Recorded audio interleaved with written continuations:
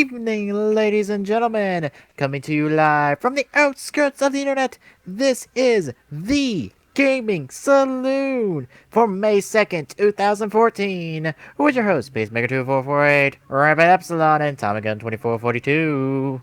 Hello. And Hey, guys.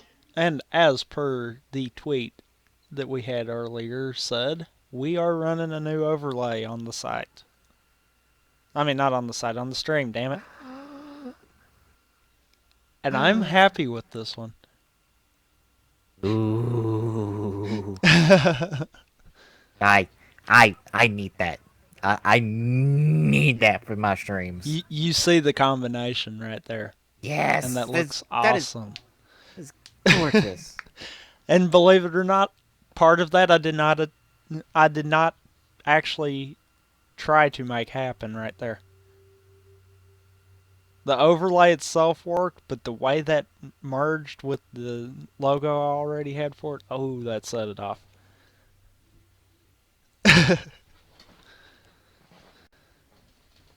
Alright. Firefox is trying to go.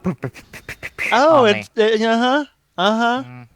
Now it decides to be a pain in the ass on me because I have two windows open. See? I hate the new Firefox. Yeah. Mozilla, bring back old Firefox. Well, something I found out today while I was sitting at the award ceremony for the college. Apparently they're doing a Persona 4 Golden anime. Essentially, they're adapting the story of Persona 4 Golden, which is almost identical to Persona 4 normally.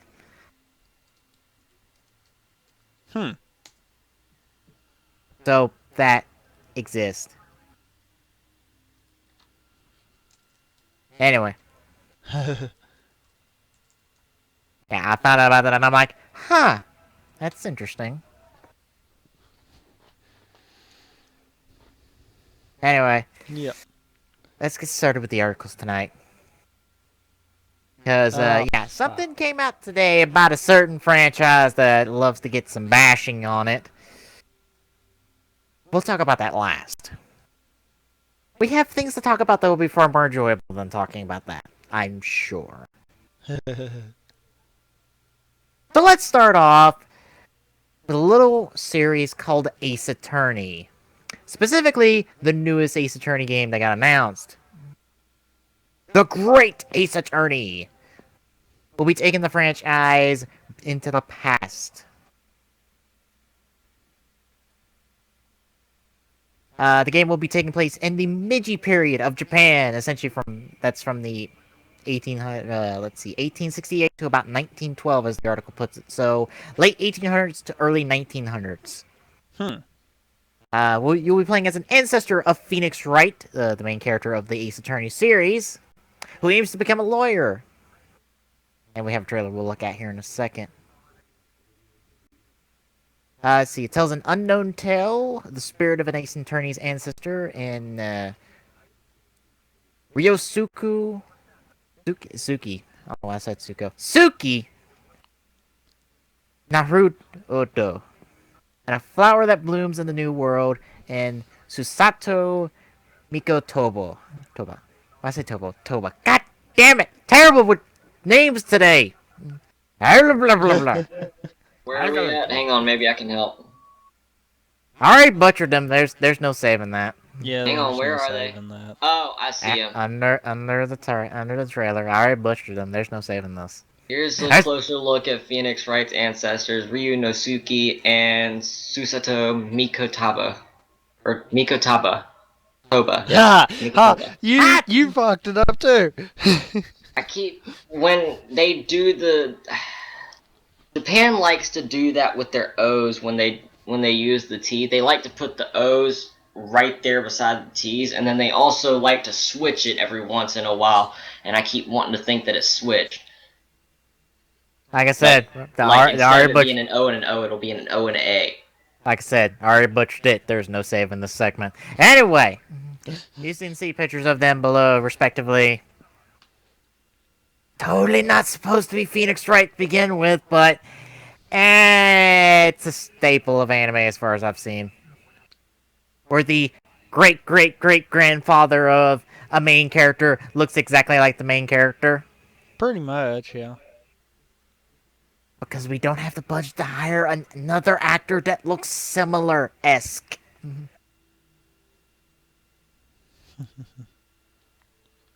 Anyway, can we look at the trailer? Give me just 1 second and we will. Yeah, same. Yep. Glock, did you hear what I said about the Persona 4 Golden anime? Yeah. Alright. Oh, fucking Firefox. I'm gonna wind up switching back to Chrome midway through this. You know that, right? Power through it! I like Firefox, don't get me wrong, but damn this update. It's not graphical that I'm having the problems out of it. It's physical. It is not working like it's supposed to, and that's what's pissing me off. So it's all the under the hood stuff? Yeah. This is the slowest Firefox that I've ever encountered on any computer. Literally, like this, I've got 5 articles up.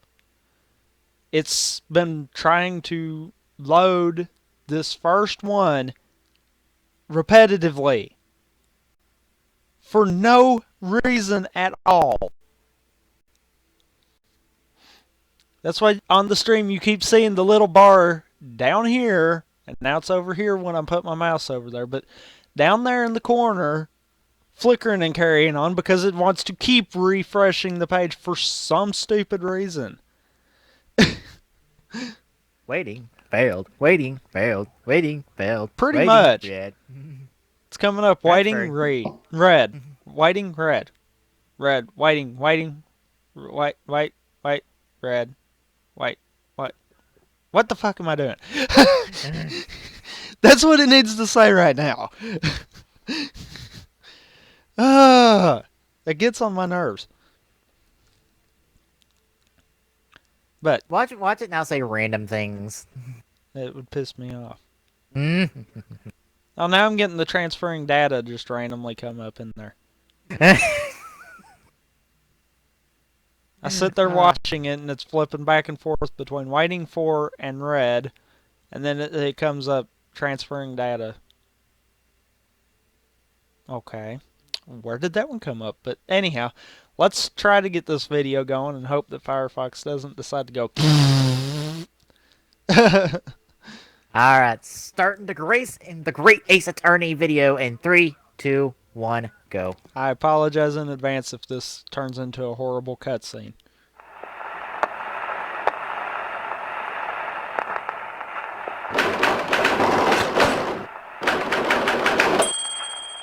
And I'm not going to attempt to pronounce the Japanese name for Ace Attorney. Because it's not Ace Attorney in Japan.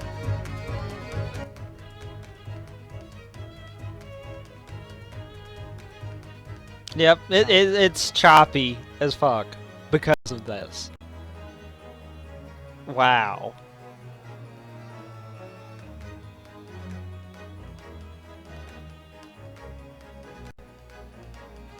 Because I understand this is not supposed to be smooth, but damn, this is choppy compared to what I know it should be. Yeah.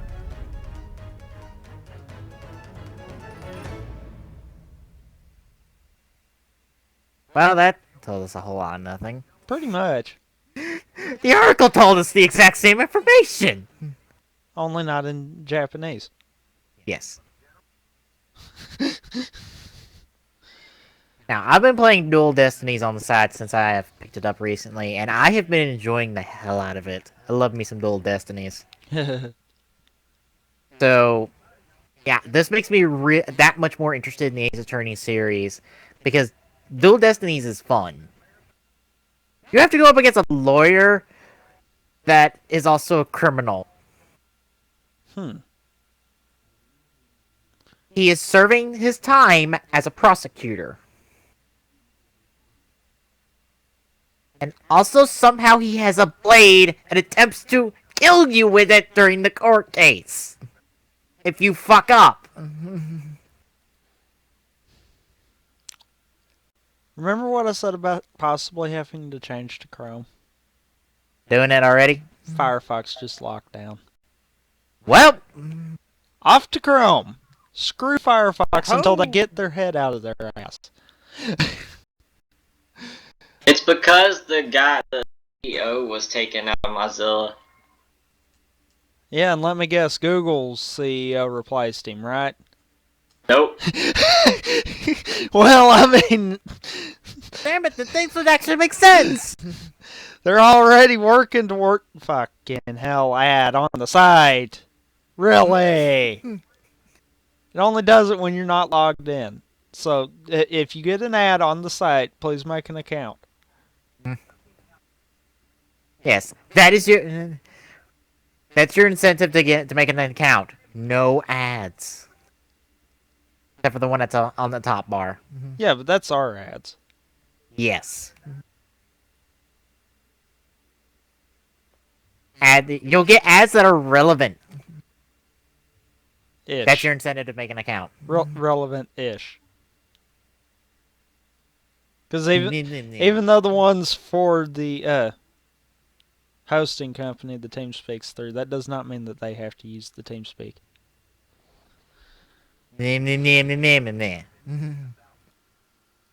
I was on a roll.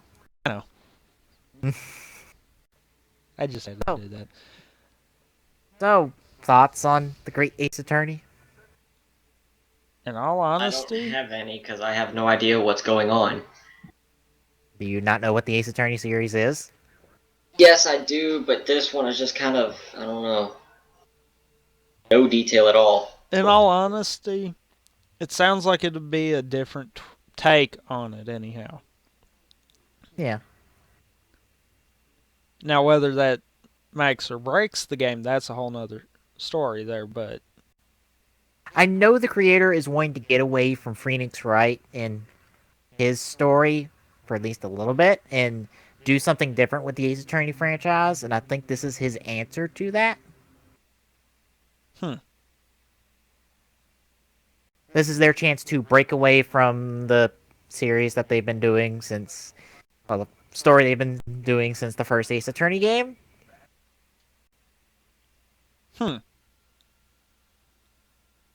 Makes sense then. This would But- kind of be that whole new twist to it kind of deal. Plus, you get to do a different time period and do a different court system, maybe.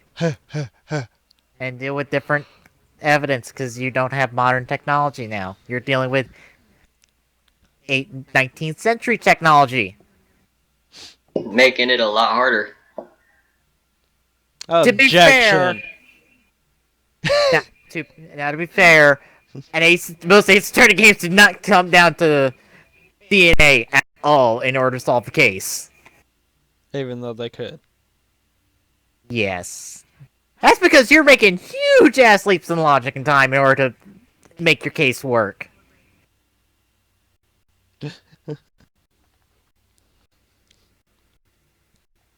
Trust me when I say this. You're having to pull a case out of your ass in order to win. And the game literally is making fun of you while doing so. That's kind of the point. And yet you still win. Yes, it's kind of their style. Is yes, you're a defense attorney. Yes, you're kind of pulling this out of your ass in order to win this case, but you win it still. You bring home justice. It's by no means easy. I guess that's The case- understood though. Yeah, the case I did in Dual Destinies recently. It's the one of the kind of the oldest criminal cases. The locked door, the locked room case. You have two people in a room. The door is locked. There are no other ways in. You're trying to acquit the other person in the room from the murder.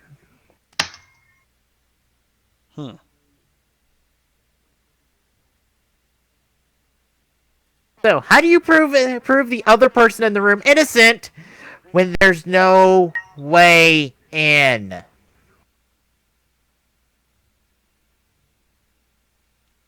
And the only other person in the room is the victim, and he's dead.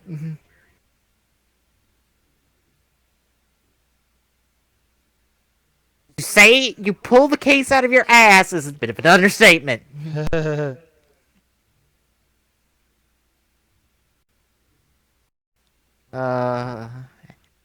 Any other thoughts on the Great Ace Attorney before we move on?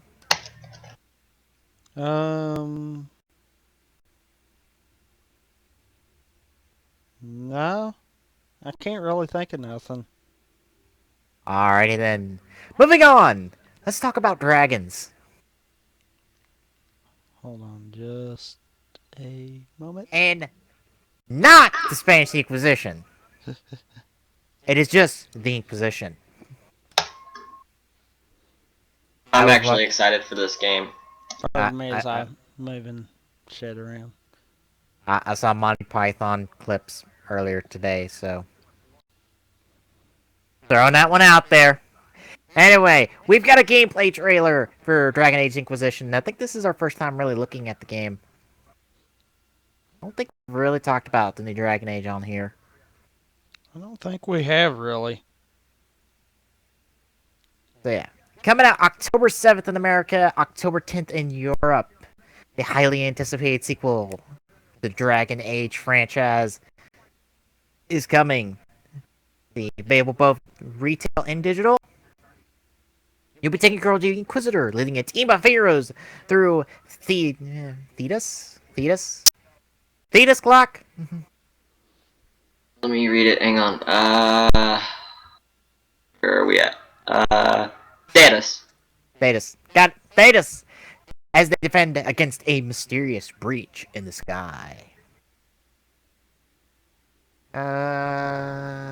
Which honestly, it honestly depends on who you're talking to, because it can be pronounced either way. It's really just your dialect that determines how you say it.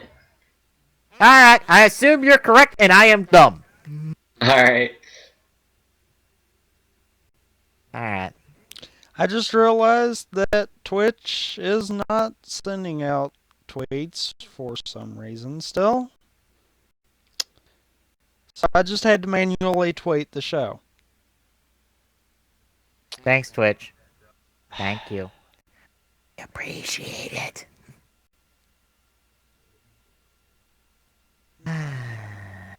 Yeah, don't you just love it? Where's my damn hammer? I'm about to fix some tech issues the old-fashioned way.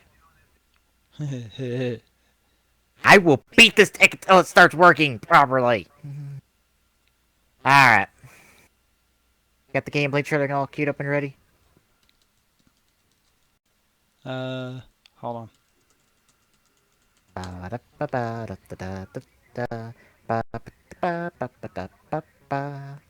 I clicked you. Thank you.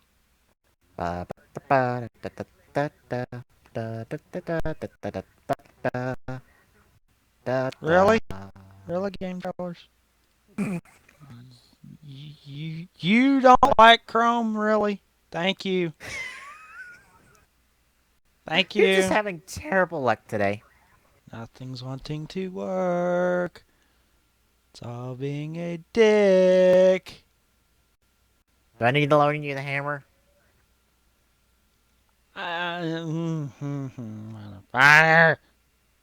Thank you. You about done with it now? Alright, I'm ready.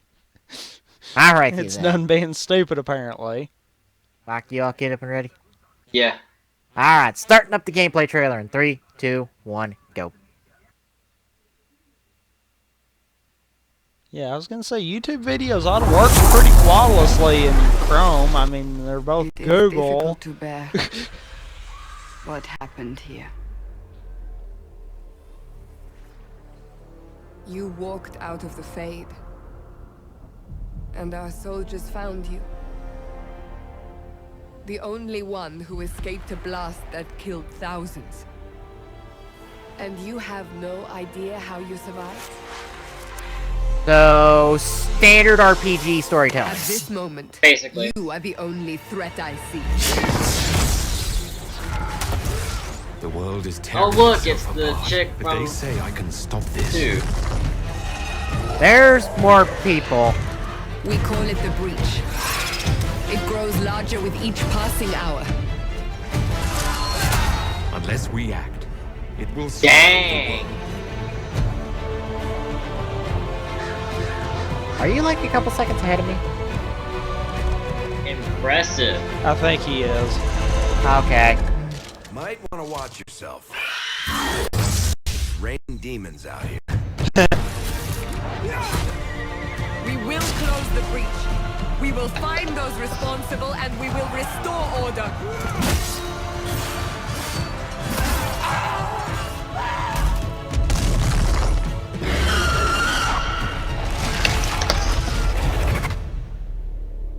Whatever we were before, we are now the Inquisition.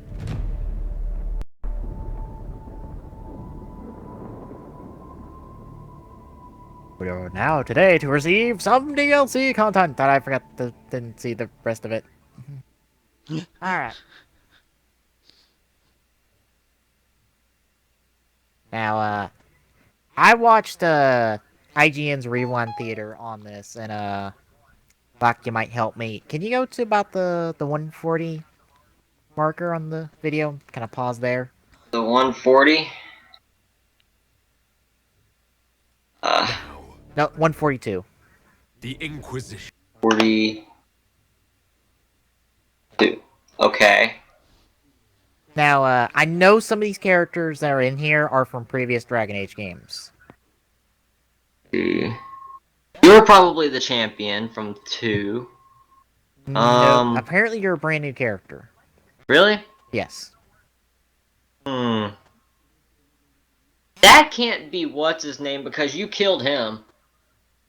I know. Who you The talking tall guy, that can't be the Air Shock because you killed him. Which tall guy? Yeah, the tall demon guy. That's not the Air Shock because you killed him in the first game. 8 from left? Or second game. That's 8 from left, correct? 8 from left? Yes. Going 1, 2, 3, 4, 5, 6, 7, 8, 9, 10 from left to right. That's 8, Yeah, correct? 8 from Okay. left. What is her name? I know that character, I believe, is a brand new character, and he's a bit unknown right now. Yeah. The first one looks like, John? No. He was a previous Grey Warden and ended up leaving the Grey Wardens, even though technically you can't leave.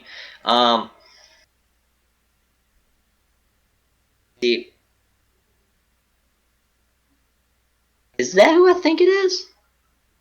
I have no clue. I'm relying on you because I don't Third remember. from the left. Short one? Yeah. Yeah, the guy in the trailer previously.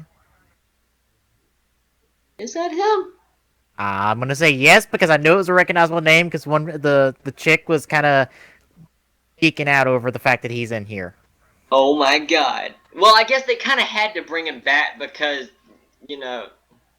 Yeah, they kind of had to bring him back because he was the one that was being interviewed by the chick. But yeah, there are several returning characters alongside new characters, and apparently, for whatever reason, you're fighting the Grey Wardens in this game, even though they're apparently good guys. The Grey Wardens were good guys, but they started turning bad over the years. Okay. It's kind of hard to explain. It's just kind of like... They started making bad choices. Really bad choices. Would you say it's possible that you'll meet your Grey Warden from the first game? First game... Because isn't your main character in the first game a Grey Warden? It can be a Grey Warden.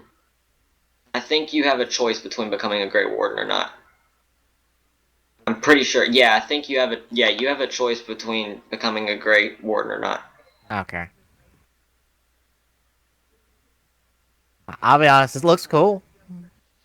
Yeah. I have no idea what's going on character-wise. Basically, what's happening is after she got information from Jesus, what's his name? Snickerdoodle He's a- McFancy Pants? He's a dwarf, and he's the dwarf. So after she gets information from him, by the end of the game is the end of their interview. That's probably where this is going to start up, is after that interview. So they're probably going to continue their talk.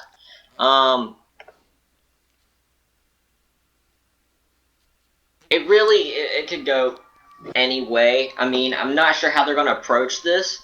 The way I would think of them approaching it is by using the fact that one of the characters was one of the characters in the game, in the last game, was a previous Grey Warden. So they're probably going to use that to their advantage. Hold on. Well, from what I understand, there's apparently this breach to a different dimension, and it's leaking out into the world, and your character, the Inquisitor, is the only one that can close these breaches and bring stability to the world. The only time I've ever heard of anything like that was when an elven entered the the Fade, and the Fade is basically the afterlife, sort of, kind of. It's for demons, and that's the alternate dimension. I'm not the entirely creatures sure. that they're popping out, I don't think it's the Fade, because most of the creatures in the Fade were rage demons, desire demons. Do they involve demons with laser chains? No. Because that's in the trailer, is a demon with laser chains. Yeah, that's what it's kind of confusing me from. So my guess is somehow the Grey Wardens have started creating these monsters, or I guess bringing them through a rift. It's not unrealistic in games like this to think that the new creatures that are being implemented technically were there the whole time. They were never even hinted at through the game, though. Okay, look at the Halo series. Were brutes ever hinted at? Fair enough. Yet they were a part in Reach. So apparently they were a part of the Covenant even before we knew about it. And they never were hinted at. Yeah, they're even in Halo Wars. And Halo Wars is the earliest game in the timeline. So you've got to look at it at that standpoint too. Just because it's not hinted at doesn't mean that it doesn't exist in the universe. Yeah. Yeah. Alright, that makes sense. It's called a retcon. It's this magical little tool that I'll be right back, I'm getting called. fictional creators like to use. They love to retcon shit. But it works too. Yeah. Because you never know everything in life. So, I mean, what makes a video game different? Yeah. Comics loves to do the retconning every chance they get. I can't tell you the number of times I've heard about comics retconning this, retconning that, retconning this event, retconning that event, retconning this character's identity, retconning that character's identity. For fuck's sakes! Jesus! You know, I used the brutes in Halo as a reference there, but really, even look at the lores for League of Legends. Yeah, several characters have had their lores retconned because of their reworks. And because of various other champions that they've added in. Hell, a champion I play, Sivir's been retconned. Alright, I'll be right back, guys. Okay. Okay. I mean, and that's two different games right there. Yeah. Because that theory throws into, so I could understand that. Yeah. Just to explain it, Sivir originally had no relation to Cassiopeia or Nasus. I don't think she had really any relation to any other champions outside of a relation to Noxian. Or Noxus. I believe it's Noxus? One of the countries in League of Legends lore. I don't know. That's one of those that I know some of them, but I don't know enough to be able to piece it all together, kind of deal. Yeah, I think it's where Katrina's from. Oh, It's kind of like the opposing force to Demacia, or the opposing country to Demacia. I can't think of it. It sounds like what you were saying was right. Yeah, she was a former warrior from there, and then she deserted and is kind of wanted by the country, and everyone that sent people after her has failed and ended up dead for their troubles. But now she has relations to Cassiopeia and Nasus, and is even tied into Cassiopeia's origin now.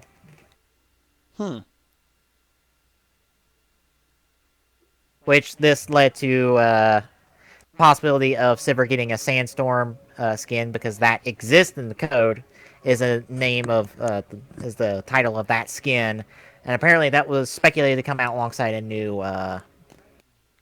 damn it, the desert place in League of Legends, a new character from there. That's supposed to be it's not Icarus.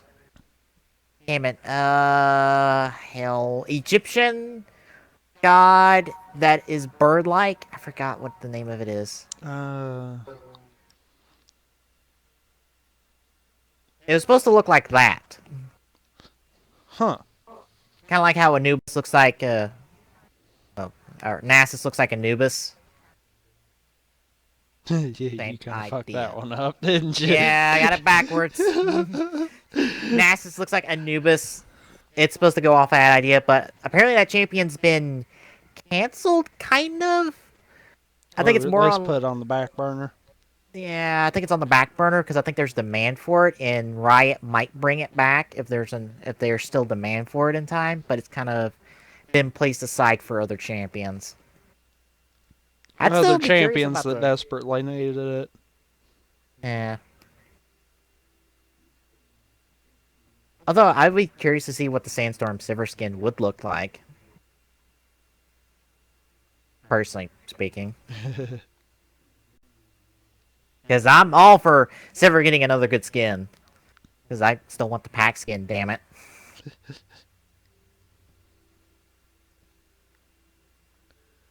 So yeah.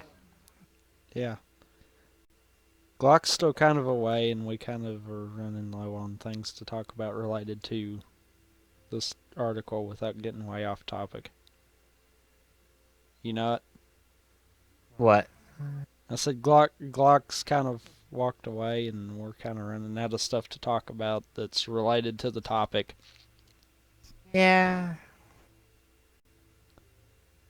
Yeah, it doesn't help that I have no experience with Dragon Age, even though Dragon Age 1 is on my want list on Power Up Rewards. I am completely lost when it comes to Dragon Age. So, yeah. Like, I know Knights of the Old Republic, I know Mass Effect, I know jack all about Dragon Age.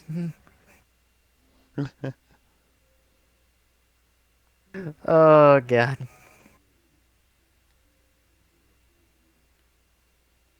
Guess we could... There he is. Oh, thank God. Perfect timing! Because we're running out of things to talk about. Okay, one sec. Alright, what? But we ran out of things to talk about, so we need to move on. Well, before we go, his name is Varric, that's what it is, Varric. Leave it to Glock to be able to walk away and then come back and remember the name. Blip. I could not say remember. I don't know why. But, his name is Varric, her name, they don't really give her name in the game. She's just kind of that mysterious woman giving him an interview sort of type thing, an interview against his will, if I might add. He's kind of tied up in a chair at the moment, and then she ends up they end up untying him or something like that, and then he ends up telling the story of the champion that he went with. So just like that one chick from Dark Souls 2. Yeah. I guess we have nothing else to say, so we can move on. Well, one thing I do have to say is I hope that they bring back old characters from DLC, like Sebastian. Yeah, like Sebastian. Sebastian was a really cool character, even though it was kind of hard to deal with at times because he was annoying sometimes because of his viewpoint on things. I was about to say, is he a dick? No, it's just that he has this strange view on everything. Oh, okay. I've got a question, though. You're saying about bringing back characters from DLC. Would doing something like that benefit the game? Yes. Okay, the reason why I say that, if it's a DLC character, that means people that paid for the DLC are the only ones that will know that it's a returning character. Everyone else would see him as a new character. Hang on. BioWare has experience with dealing with that. Stop. But Because you see what I'm saying, though. I know, I believe what they did was Mass Effect 2 had 2 DLC characters you could get. I believe when it came to Mass Effect 3, essentially you would either run into those characters or you wouldn't, depending on if you had the DLC or not. You played Mass Effect 3 and you had the DLC, you would run into them. If you didn't, they didn't exist. So they've made sure to keep it to where if you had the DLC, then they've got the possibility of showing up, but otherwise they just are someone that stands on the background. But the reason that I was talking about Sebastian is because he's part of the Ministry, and him being a part of the Ministry makes it what the heck? Being a part of the Ministry makes them what? Assholes? No, him being a part of the Ministry gives the Ministry a role in the story. Oh, okay. Yeah, because he's kind of a part of the Ministry and kind of not. It's hard to explain. He's like... That seems to be a trend with Dragon Age, apparently. They kind of are, but they kind of aren't. His side quest in Dragon Age 2, or his quest in Dragon Age 2, was you were helping him...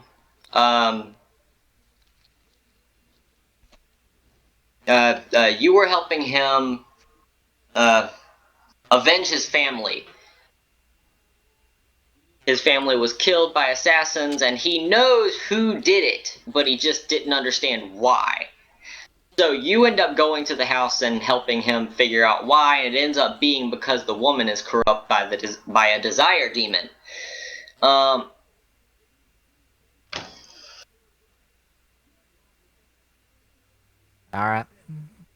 But yeah.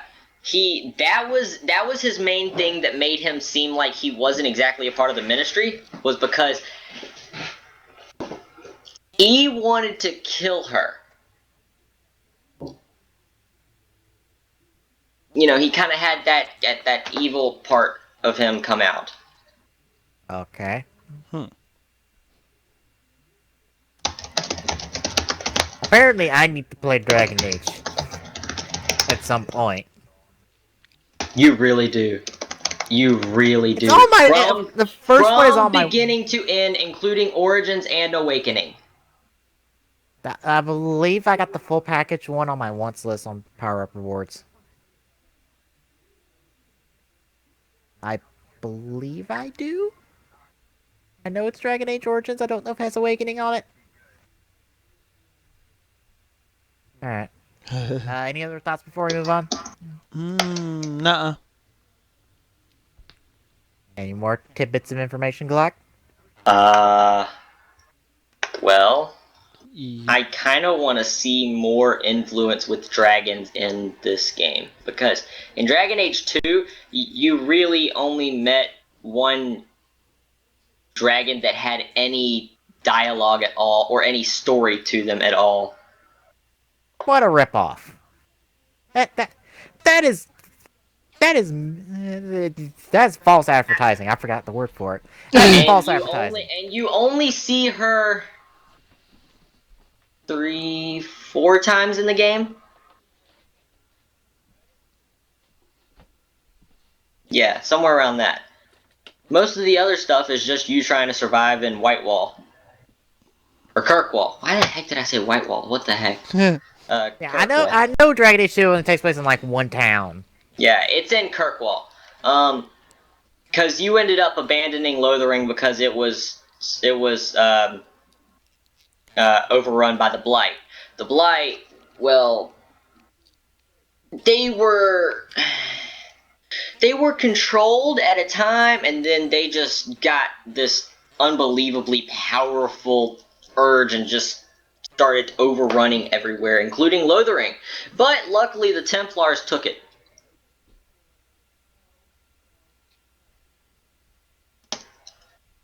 Alright. I think on that note, we need to move on. Or else we're going to be having history lessons with Dragon Age from Glock all night. Pretty much. Alright. Next up, Nintendo is talking about their E3 plans. And they are continuing a trend from last year.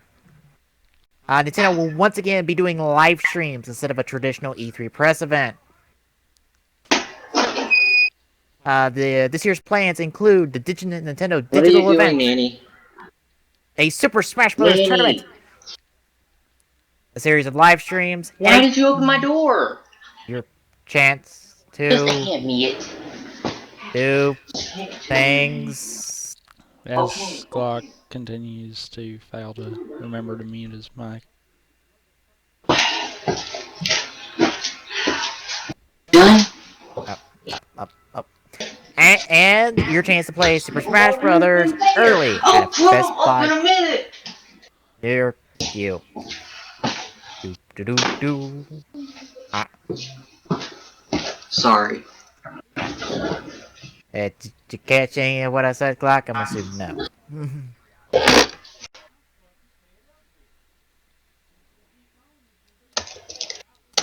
No, I'll just repeat it. Alright, this year's plans for Nintendo include Nintendo Digital Event, a Smash Brothers tournament, series of live streams, and your chance to play Super Smash Brothers early at a Best Buy near you. This was announced when Nintendo joined up with Mega 64 to do the video on this. We're not gonna watch the video because we have the information here. It is going to be interesting that they're continuing what they did last year. Yeah. Which I can kind of understand. And I said this to you yesterday, too. Last year, we know why they didn't deal with E3. They knew that it was basically going to come down to Microsoft and Sony were going to be at each other's throats, and it was really just going to be focused around them.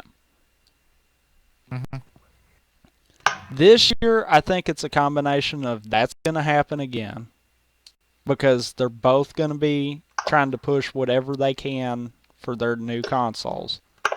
Yeah, because anyone who thought last year's E3 was big, I'm sorry, this year is going to outdo it hard. Because last year was just all about announcing the console. This year is when we truly get to see these consoles in action. And get to see what games are going to be able to sway us one way or the other to a console. Yeah. In my opinion, though, I think Microsoft's going to end up walking in, biffing it, and possibly walking out doing the same. Simply because we already know there might be something about Halo 5 at E3, but there is not going to be a definite release date yet. If they're hollering next year, I highly doubt they're going to be able to tell a definite release date. Yeah. And Sony has Kingdom Hearts 3 up their sleeve, and I guarantee you people will turn out in droves just to hear anything about that. I think it's going to be a combination of Microsoft's big hitters not going to be there. Sony's going to have a big hitter.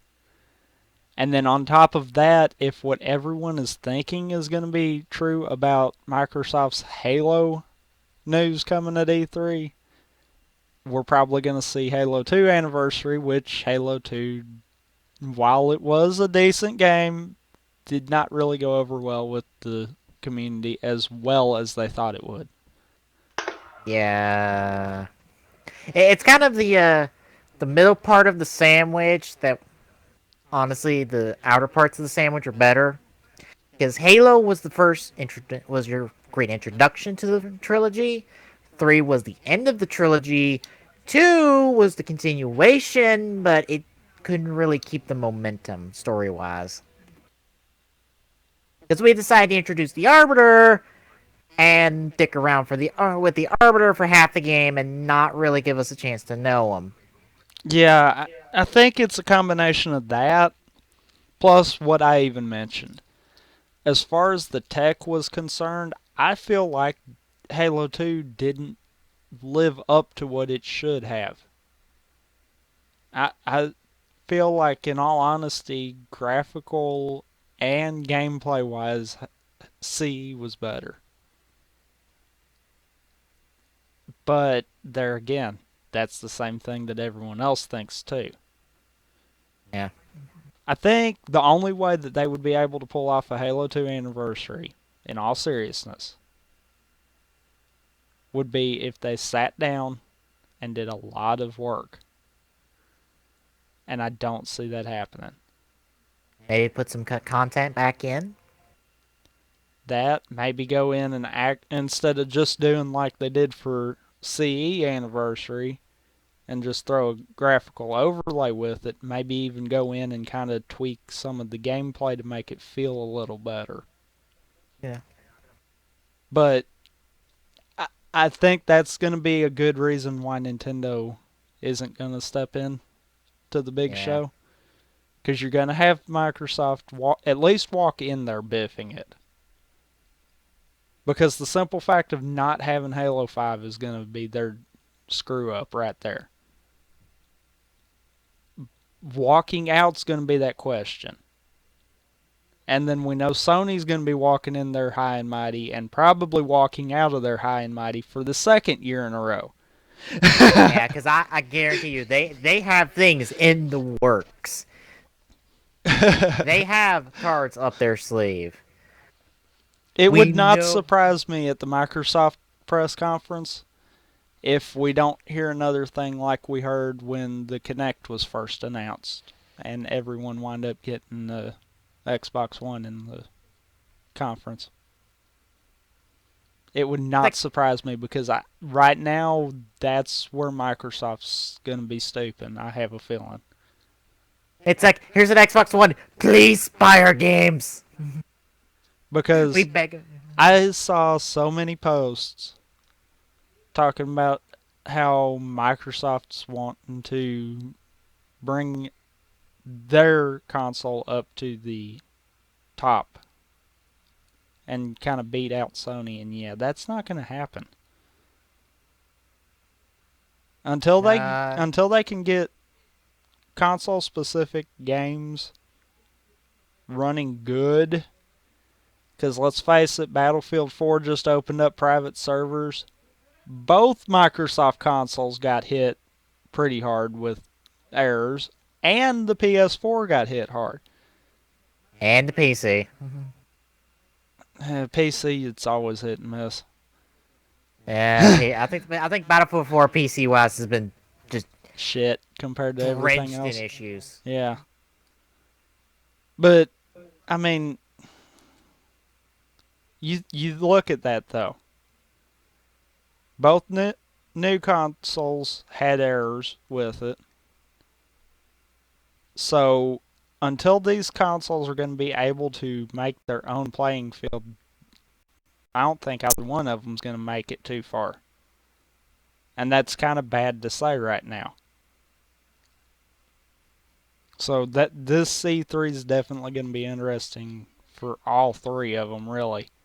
Yeah. Like I said, last year was all about the consoles. Now we get to see what the fuck we can do with these consoles, damn it. Yeah, and we get to hear Microsoft say that there's a lot of stuff coming soon. Mm-hmm. Because I'm sure Sony will coming say a lot of it soon- too. Yeah, but when Microsoft says coming soon, you might see it within the next 3 years. When Sony says coming soon, you're probably going to see it within the next year. Yeah. Unless it's The Last Guardian. That's vaporware at this point. You remember that? Uh-uh. Okay, that is a game coming from Team Ico. It is shown up to E3s since, I want to say, like 5 years ago. Jeez. 5 to 6 years ago. This was at the press conference, too. Ah. That game went poof. Wow. But, what I'm meaning by the whole coming soon. Yeah. Microsoft and their whole external storage on the Xbox One. Yeah, coming soon. How much you want to bet that'll be said again at E3?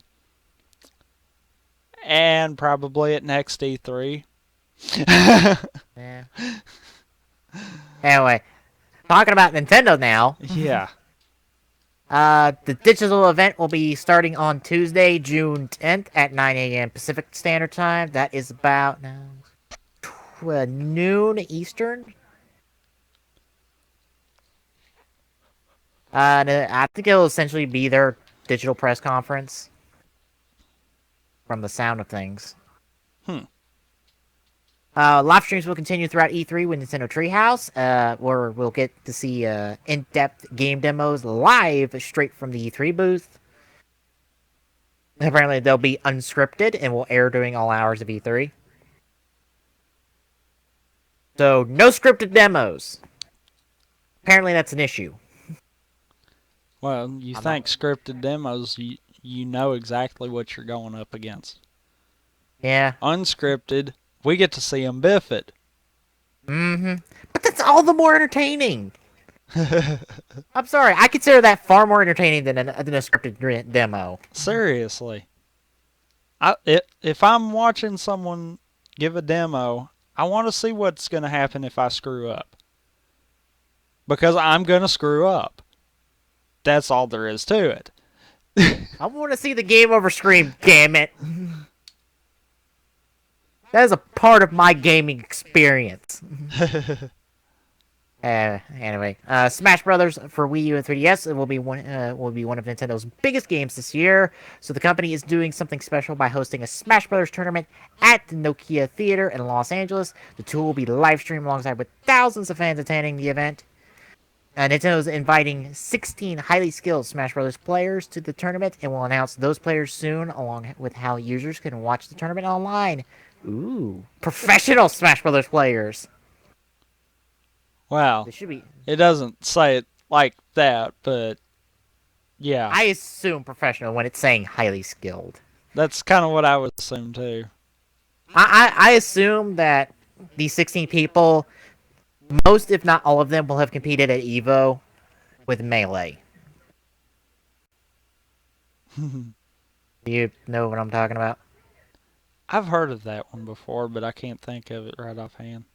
Yeah, it's the big competitive gaming event. Super Smash Bros. Melee is one of the games at the event. So yeah, I wouldn't be surprised if most, if not all of them, have competed at EVO.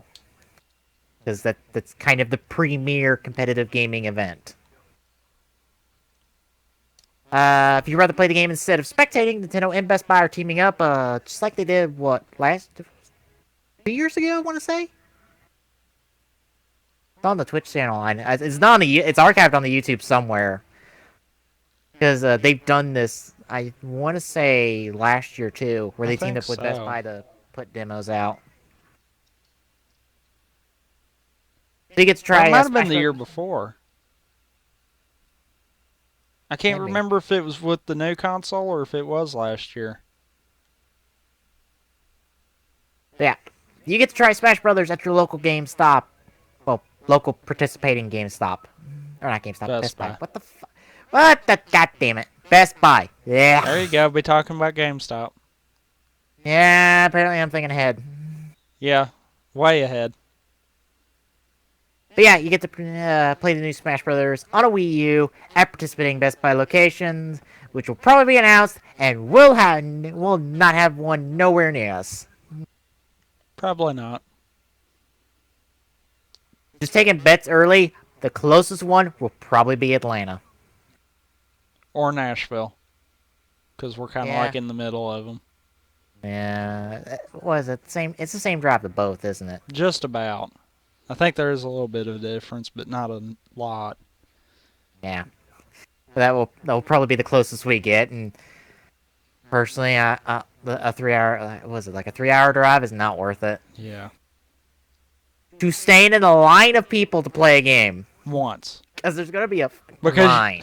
And like I said, once. Because you know that's all you're going to do if you get lucky. Yeah. Yeah. Thoughts on Nintendo's continuing trend of going digital with their conference? I think it's a smart thing for them to be doing. It's a budget-saving idea because, for fuck's sakes, the press conferences are expensive, I'd say. They'd have to be. It is a spectacle. I'm sure millions get poured into it. I would highly think so. I mean, you look at how much they do for the press conferences. Yeah. And how long they are. And hell, Nintendo usually has the shortest one anyhow. Yeah, because it's mostly in-house stuff. 'Cause, Yeah. Nintendo doesn't deal with third parties that often. On you.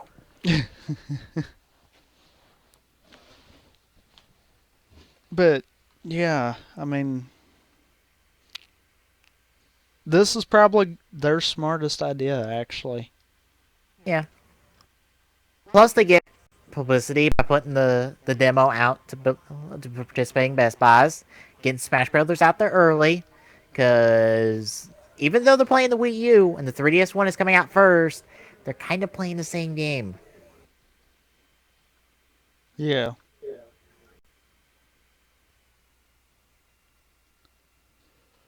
Yeah, it seems like a smart move on Nintendo's part. They're saving money. They're Standing out of Hitting- the console war. they're hitting just as many people, if not more, by this event than what would normally be hit.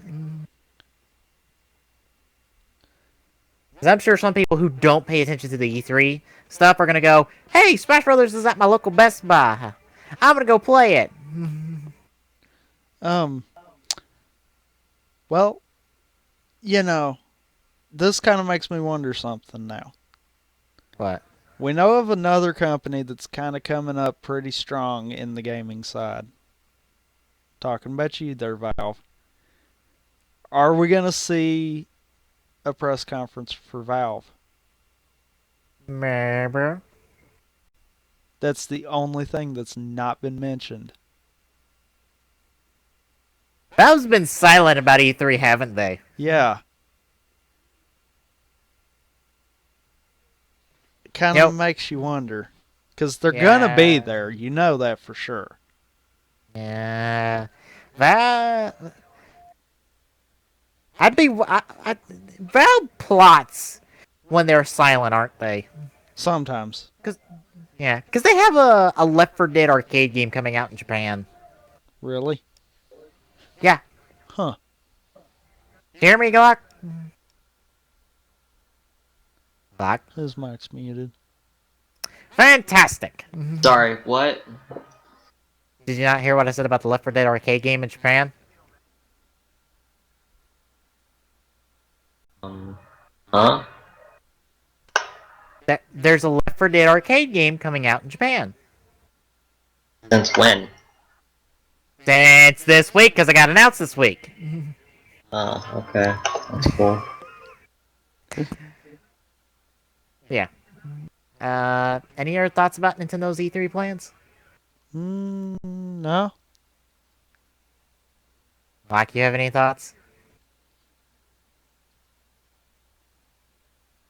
I'm taking the silence as a no. Taking that silence as his mic is muted.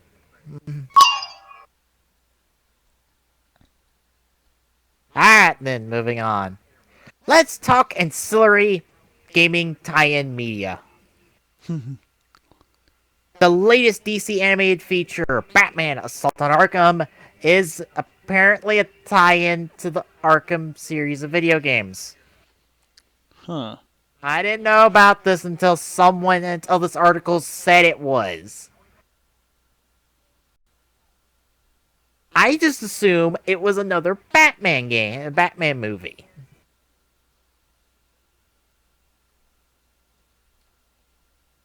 Yes, this movie was centered around Joker, voiced by Troy Baker, so I guess it's taking place at some point after Origins, because of reasons.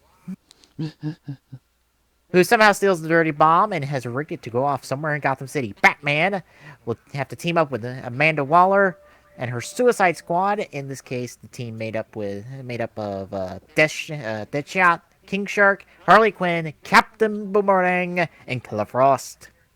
A female Killer Frost, because I think there's a male one.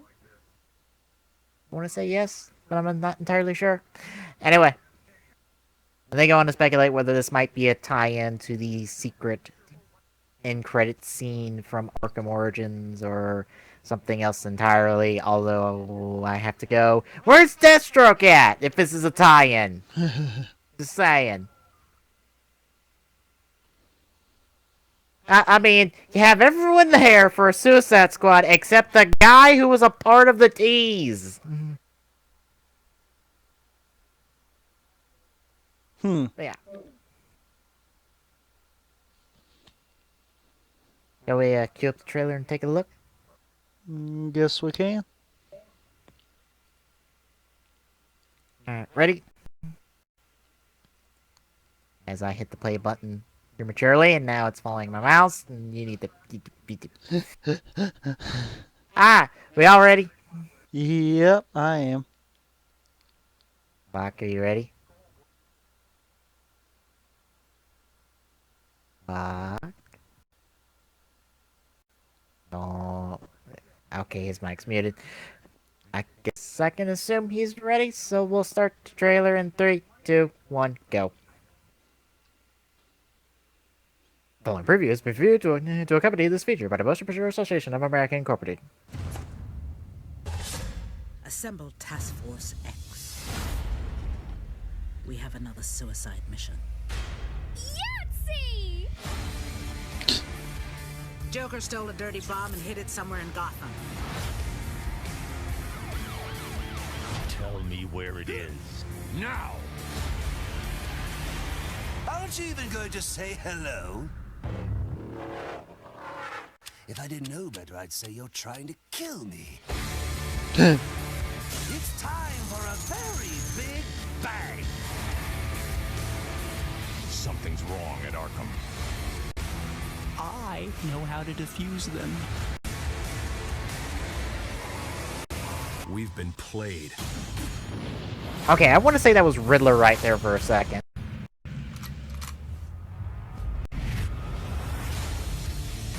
Better offer me out. You think any of you have a shot of getting out alive without me? It'll be just like old times. Say goodnight. Do it now!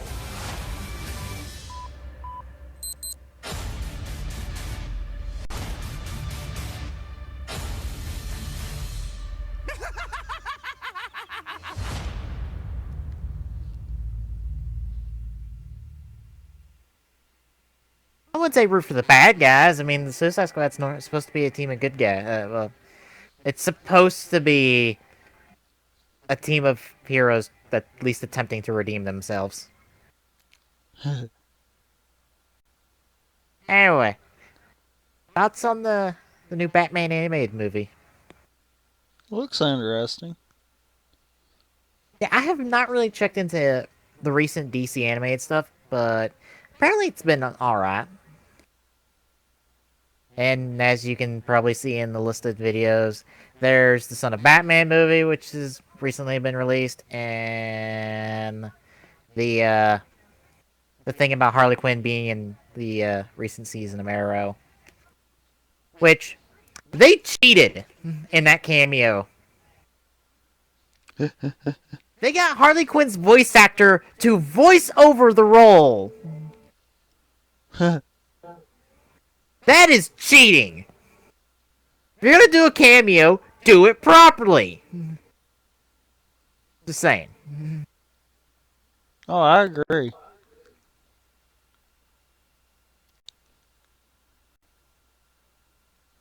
Yeah, it looks interesting. I might check it out just because I've liked the Arkham series so far.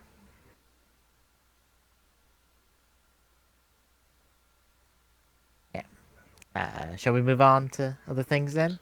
I guess we shall. Alright. Let's talk about one of the most insane ideas for a mod I've ever heard. Modding a game into a game? Yep! Say hello to Skywind. Essentially, it's an in-progress mod for Skyrim that intends to bring the content of Morrowind into the new engine, and then some. They're known as the team behind this is known as the Elder Scrolls Renewal Project. They've come up with a second developer diary showing what it's been up to since the last major update. It's a non-commercial mod. They need volunteers across multiple disciplines. And, yeah. Take Morrowind, the game Morrowind, put it in Skyrim. Simple, right? What the...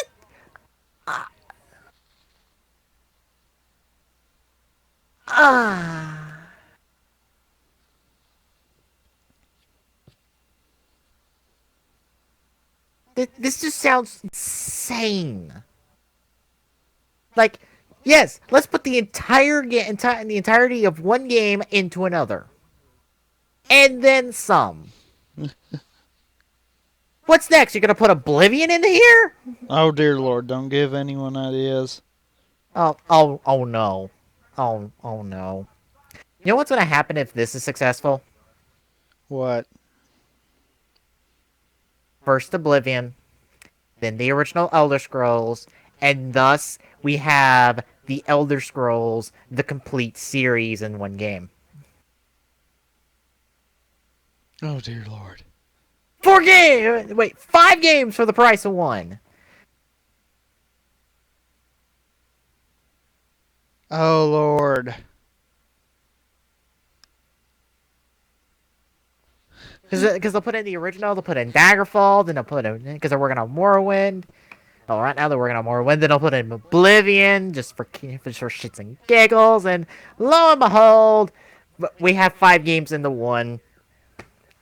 And you could probably do everything with one character, thus trumping Elder Scrolls Online to a slight extent. Yeah. Suck at ESO, even though you've actually looked good. Yeah, you know, doing something like that, and then, you know what would also be epic? If someone could go in and somehow make a multiplayer mod, on top of having all 5 games modded together. I say again, suck it, ESO. Make it ESO, man. You're making ESO make a run for its own money. I mean, that's essentially what ESO is. It combines together like the different regions from these different games into one game, as far as I know. And this is like, we're combining 5 games into one. Ah, jeez. Let's look at this developer diary and see what in the world this looks like. All You ready? right. Water is Come on, everywhere. ad. Like it. Really? Oh, did you get the COD ad? No. I got the COD ad earlier. All And by right. COD ad, I mean the COD trailer. Alright, start.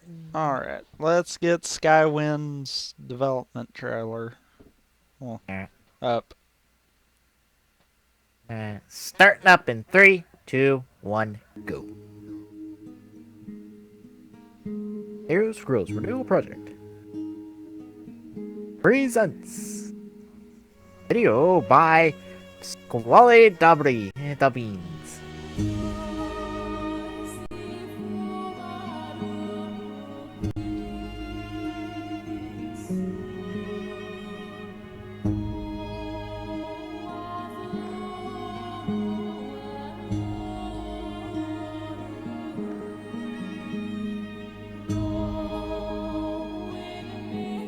Now, to be fair, I have no idea what Morrowind looks like, so...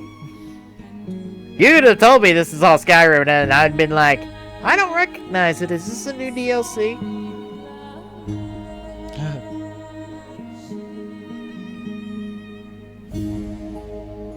Making of Skywind. Narrated by Daniel Hodge.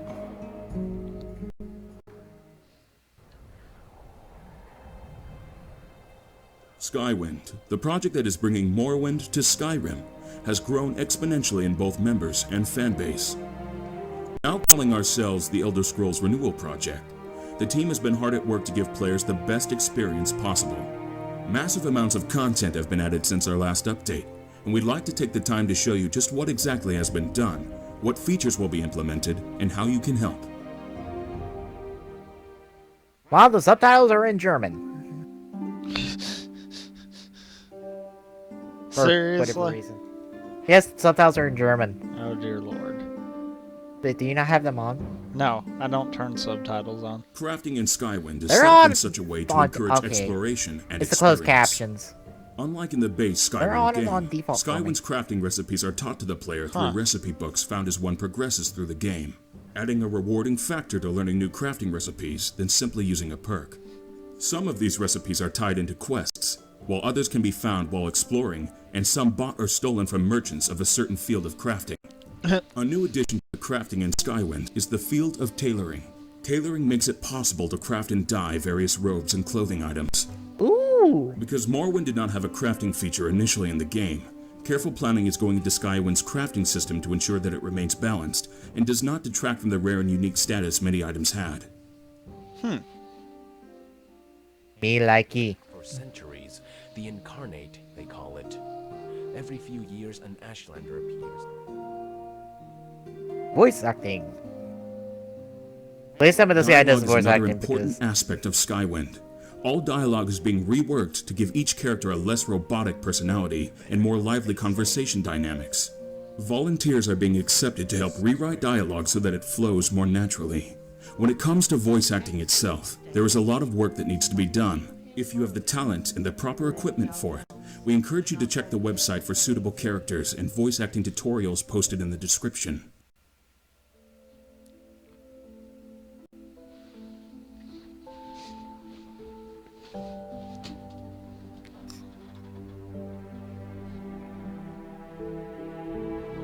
Music.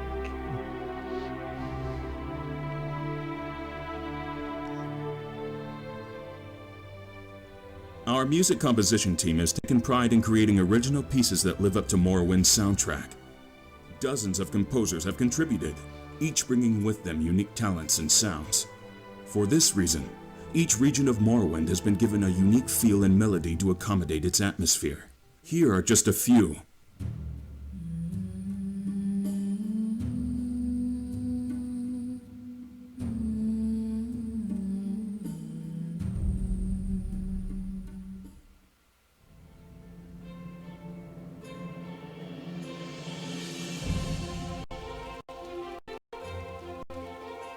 Okay, I'm digging this music already. I know, same here. Doesn't help that I'm kind of a music guy.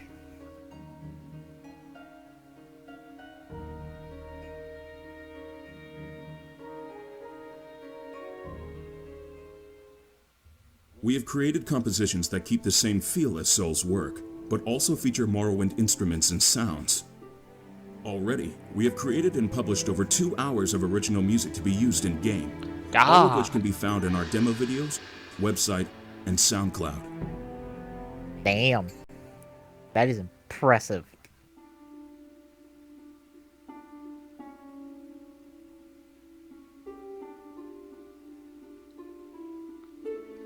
Concept art. Concept artists are helping us all along the design process. It is their grand visions that make it possible to create what we do. When it is difficult to imagine the vast scope of the landscape, the physical features of a monster, or the details of an armor set, we rely on them. Artists of all types are invited to help design and visualize the many aspects of Skywind. Our DeviantArt page has recently been updated with all of our concepts and submissions. Here, you can browse our artwork at your leisure, and see where all of our inspiration comes from, and even submit original work yourself.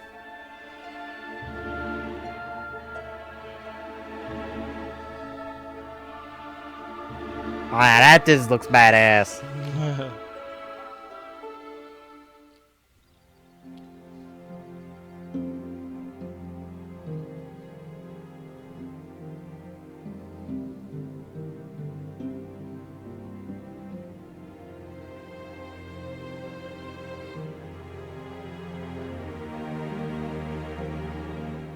The world of Morrowind is the most diverse of any province seen in the Elder Scrolls.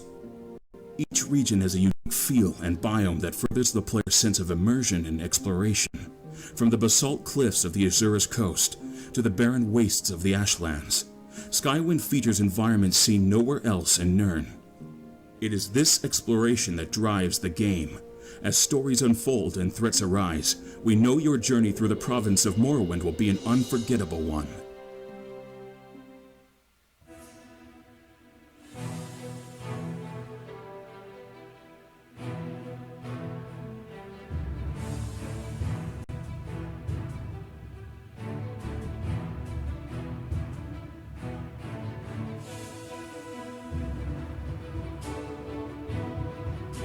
Perhaps the largest and most ambitious task of Skywind is 3D modeling.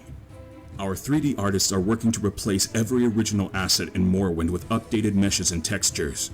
Creatures, armors, weapons, architecture, clutter, and environmental objects are just a few of the models we are working to replace. Though many are already completed, or in the process of being finished, there are still hundreds of models to work on. A list on the website forums shows exactly what needs to be redone, with detailed information on the model. Because of this, we are constantly seeking out any 3D artist to take on both large and small modeling tasks.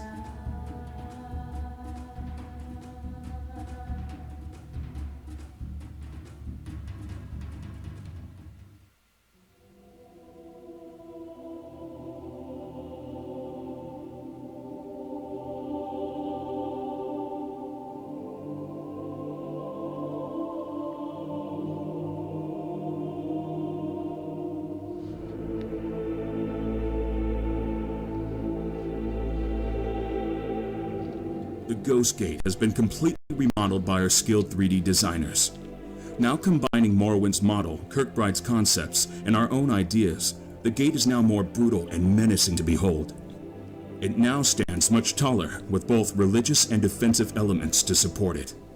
We also hope to implement more mechanisms and ideas, such as ghost fence powering and subterranean catacombs. This is a key visual structure of Morrowind, and so it is necessary to create it in its fullest extent. You know what this thing you know what this video is making me want to do? Play Skyrim? Not just that. Get a copy of Skyrim on my PC. Or on my laptop. Yeah. I own Skyrim for the PS3. So you can't mod at all? Nope.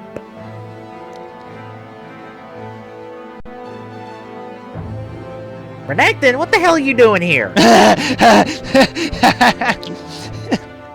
Morrowind is one of the most alien and hostile creatures of Nirn. With so many new modelers, the world is now coming to life. These monsters inhabit both the outside world and our dungeon world spaces. Finding the appropriate skeleton and animation is also a challenge in itself, but already custom animations and other features are being implemented to enhance these hostile inhabitants of Morrowind.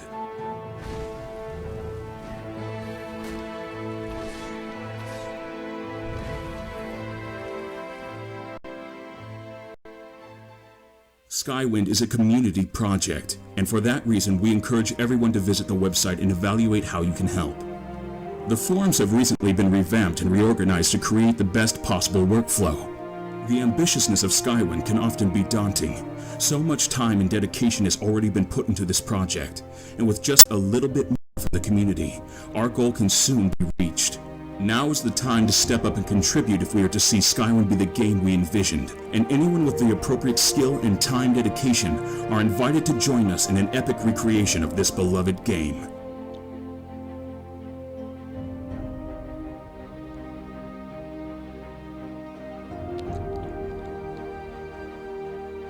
Damn. I'm not gonna lie, I am thoroughly impressed. Like, this is not just, oh, we're importing the game into Skyrim. No. This is from the ground recreating Morrowind. And not just recreating it, adding their own touch to it. And that's hard to do, really. Yes, I'm like that. And it just looks gorgeous. Yes, I'm just like even the music makes me go, yeah, I'm in. I don't know if this music's in line with the original game, but damn it, I love the music anyway. Well, the music, even though it might not be the same that's in the original game, it flows with the locations. Yeah. Because when it was showing them off, the natural music for the different areas, I could feel each of the different areas. Yeah. And that's what music's supposed to do. Yeah. It's like this and the whole mod where you get like utility belts in Skyrim makes me go, I need a copy of Skyrim on my PC just to play it and mod it and have fun with. Because I'm sorry, I'm one of those people that goes, wait, there's a mod where you can craft belts with pockets to make a utility belt?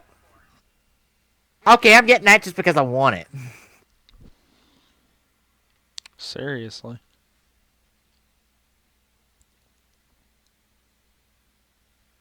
Yeah, I am thoroughly impressed. Props to the Skywind crew. That and to think, no one's getting paid here. This is completely voluntary on everyone's part. Everyone's part. Mm-hmm. This is voluntary. Mother.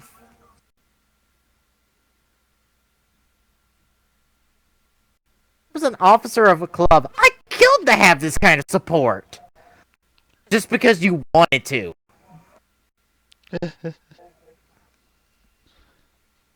I am... It's impressive when you find that one thing that everyone wants and see how many people will freely support you. Yeah. Because no one on this is getting paid. No. The most anyone's getting is free publicity. Yeah. For their work. Yeah. That's the most anyone's getting. And it's like, holy shit.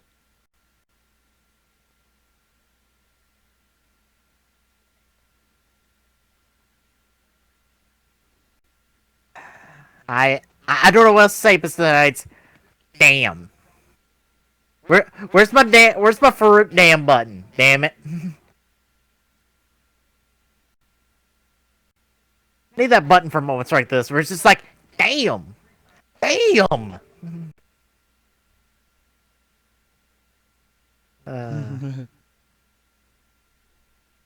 Alright. Any other thoughts before we move on? I can't think of none. Alright. Moving on. Assassin's Creed. Once the page loads, I'll get over there to it. Damn it, I thought they'd bring him back. Assassin's Creed.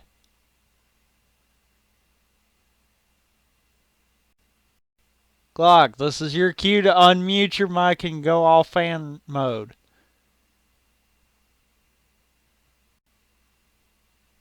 He either is not there or something's happened. What? Probably not there. Anyway. There he is. What? Assassin's Creed. What about it? Assassin's Creed Unity will reportedly have a 4-player cooperative narrative. And how in the heck are they gonna pull that off? Let's find out. According to a report from the Escapist, Unity will feature 4-player cooperative play through a narrative. Supposedly, Ubisoft will have 2 demos to showcase at E3, one focusing on single player, the other on its new mode. While it's a stretch from anything else that Ubisoft 10 has tried with Assassin's Creed, it's a rather likely addition. That's gonna be interesting. I mean, come on, have you not wanted to play Assassin's Creed co-op? No, because there are too many people that would try to be trolls. You're a glass half empty kind of guy, aren't you, Glock? Yeah, I am. I see both sides of that. Yeah. Yes, you might have trolls. But with a game like Assassin's Creed, I have a feeling you're going to have a lot less trolls in it as opposed to games that don't focus more so around the co-op part. You mean around the story? Yeah. I'm more meaning the co-op part. Well, I mean, yeah, but like you're gonna have less. You're gonna have a lot. Never mind. Simply because you get people that want to play for the co-op. They get tired of playing against other people, so they'd rather work with other people. So that's where I think that's going to work in better. But is the co-op going to be separate from the single player? I would think... What, you mean story-wise? Yes. I wouldn't think so. Considering this is supposed to be around the French Revolution, I could totally see... No. Oh. What? What Yeah, what you was can forget me doing this one. What was the about? Huh? Oh, I died. What? I'm confused. What's going on? I'm playing another game. Okay.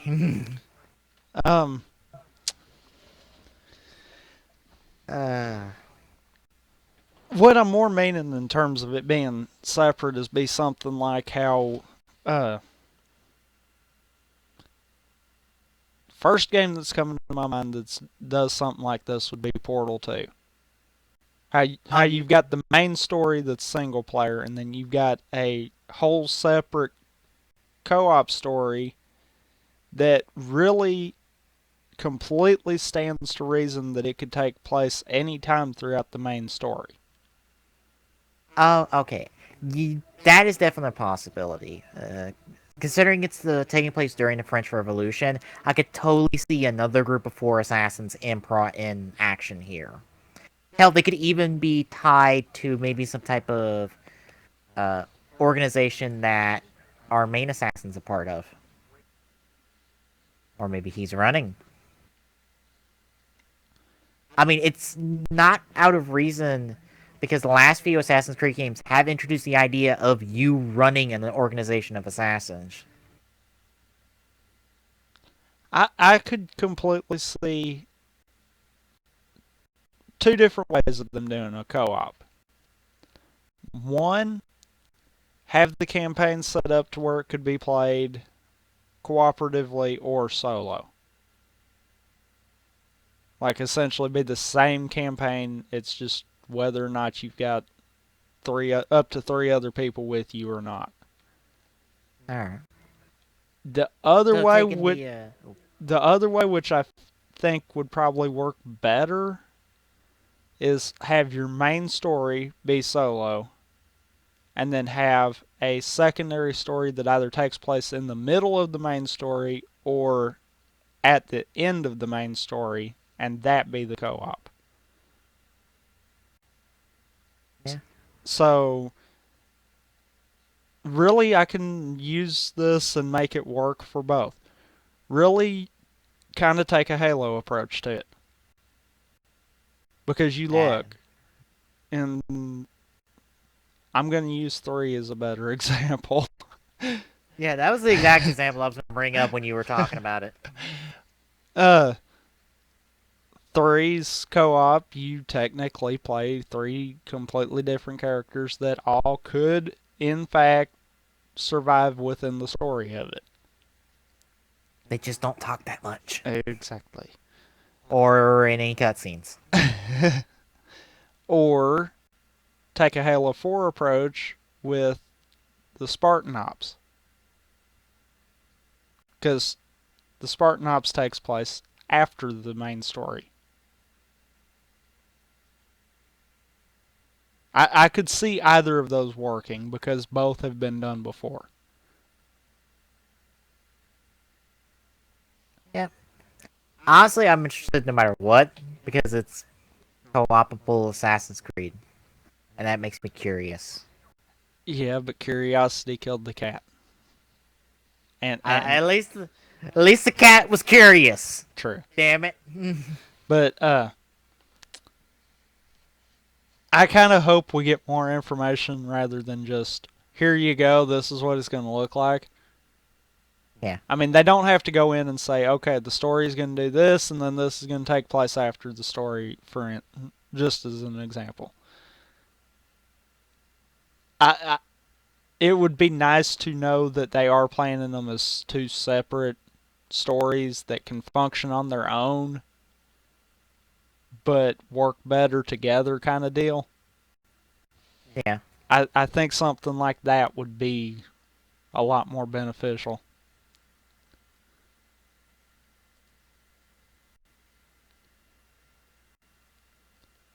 Any other thoughts on that before we move on? No. Alrighty then. Let's get to talking about one of the 2 things that are tied into the title of this week's episode. Skylanders. Specifically, the brand new game that's coming out this fall, Trap Team. That was announced this past week. We have lots of info. And ooh. Is Skylanders upping their game? Alright, this next game, as the title eloquently puts it, is taking a page from Pokemon. Essentially, you're going to be capturing the various villains and turning them good. They've been brainwashing them. You know, things that, themes for kids! Yes, let's brainwash them. Yes, you totally don't do that in Pokemon. Moving on.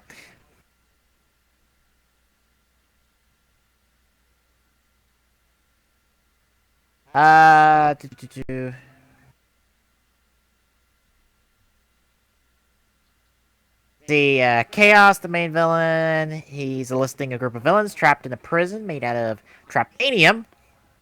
Ha. Ha. Ha. Fuck you and your puns. The hardest media material known to Skylanders. Chaos's plan works, sort of. He's able to free the villains, but they all just escape instead of joining up with him.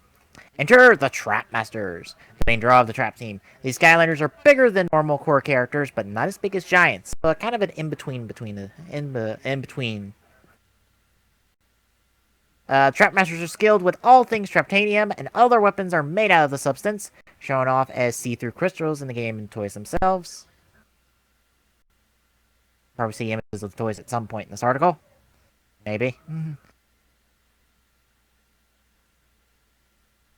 There's going to be around 50 new Skylanders made up of a mix of these Trapmasters, new core characters, and reposed fan-favorite Skylanders. And of course, all the previous Skylanders, Giants, and Swap Force heroes will work in Trap Team. Because, you know, why wouldn't they? Be dumb. Now here's the surprise. There are going to be over 40 playable villains as well that you'll have to physically capture, so to speak. Essentially, you take them on and defeat them, and then capture them in a new special crystal toy. So you use the key instead of a Pokeball. Once an enemy has been defeated, players are told to insert a special crystal into the new version of the Portal of Power. It's actually a really cool effect, as the audio from the TV gets outputted into the portal itself, and vice versa. As they get sucked in and out of the adventure, villains will also give you feedback, help, and advice from the portal when not in use. So they get to talk to you.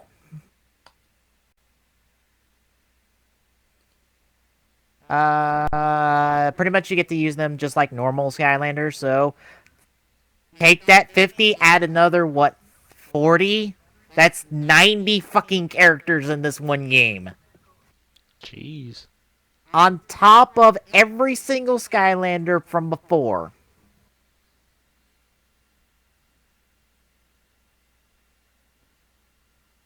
That's over 100 playable characters in this game. Over 100. One game. Jeez. This isn't even an RPG.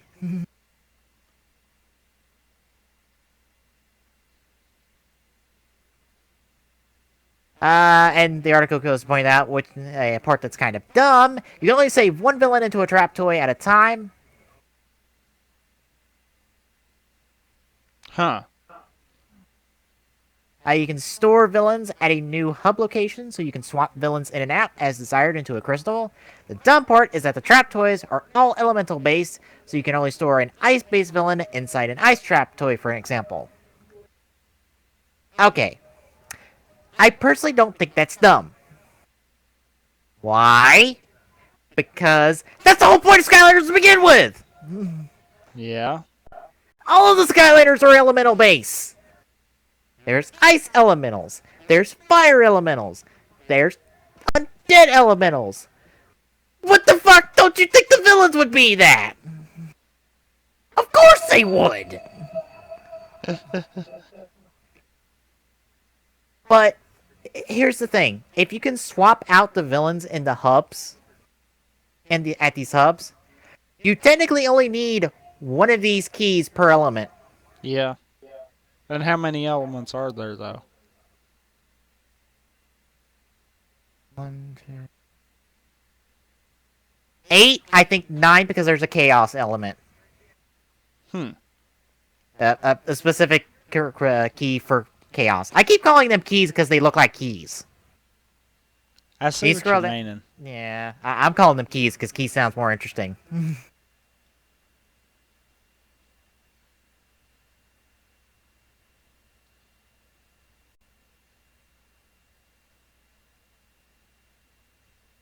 They are not that tiny. They look about the same size as the damn Skylanders.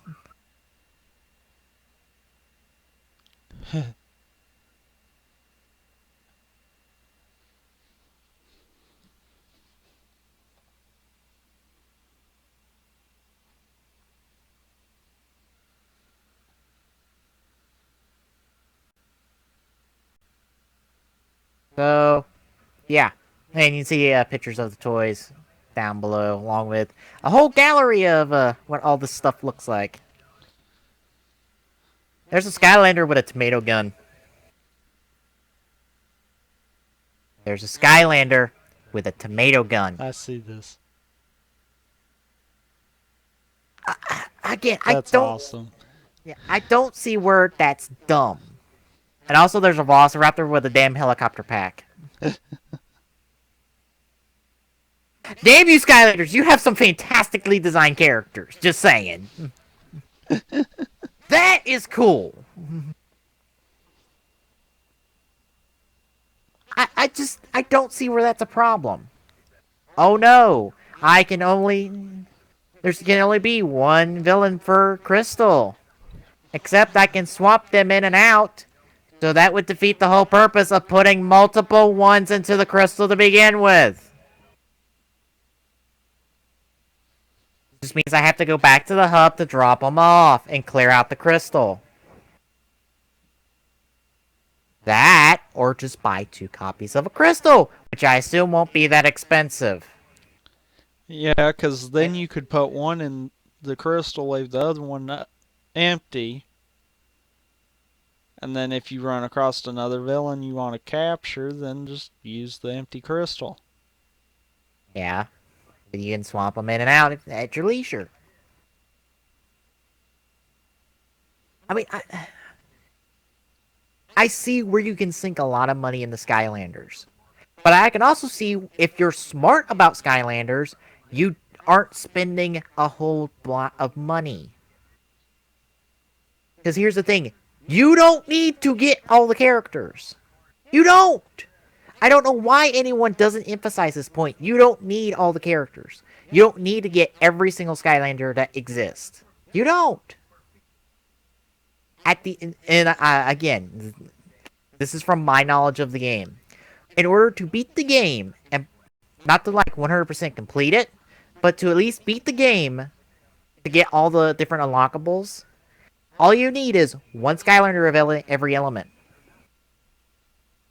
1 per element. As I said before, there are 8 elements. That's 8 Skylanders. You get 3 off the bat, and they're 3 different elements.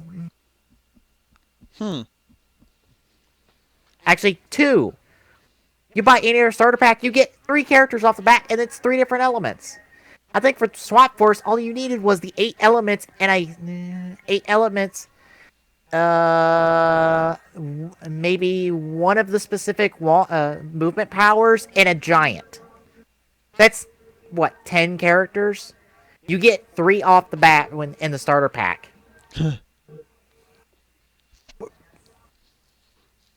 People! Why are we making Skylanders seem so much more expensive than it actually is?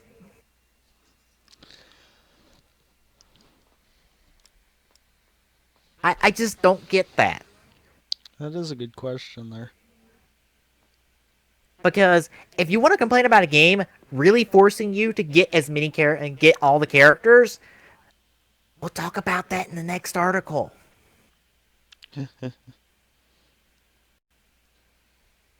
But yeah, let's shall we look at the trailer to see all this stuff in action?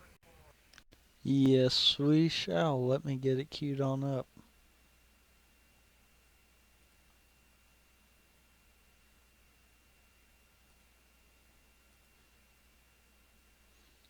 Alright, it is queued up and ready. Alright. Starting up the trailer in 3, 2, 1, go.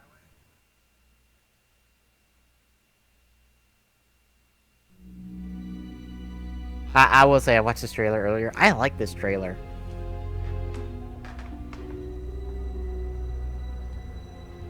Leo, we're not allowed in here. Uncle Peter said. Come on, Madeline. Stop being such a chicken. I just like this idea that they do play up this fact that Skylanders is this kind of thing that exists in our world. Whoa. Check this out. What is it? I have no idea. That portal power keeps getting better and better. Who are you? Visual effects added. Whoa! Hey! Snapshot's back to... Oh, crikey! It is no fun being frozen. And I'm cold-blooded. Man, it's been a while, Crocodile. Good to see another one of the Trap Masters back at Skyland. Yeah, where you guys been? When Chaos blew up Cloudcracker Prison, the Trap Masters were blown into another dimension. Luckily, some Portal Masters found me and boomed me back. This is Leo, and Madeline. That look! Do they speak? Yeah, it's a lot to take in. Kids, we're the Skylanders, and this is Skyland. And I think this all started as a Spyro spinoff. It's amazing. We do have a small villain problem. Hold on! Are you saying we haven't caught all the villains yet? It's tough to trap them without traptanium crystals. The prism was made of the stuff, but now it's all gone. Wait, if we were blown into their world, maybe the crystals were too. Leo, Madeline, we need your help. Look around for colorful crystals. We can use them to trap the villains inside and make them fight for us. Yes, because that's totally a nice thing to do. I think I found something. Like this? Okay, that is not that time. You found one! No, it's not. That's the size of your key. Not good. Again, Look that's who we the have size here. of a normal key on any key ring. We're the trap masters, mate, and we're about to teach an old dog some new tricks.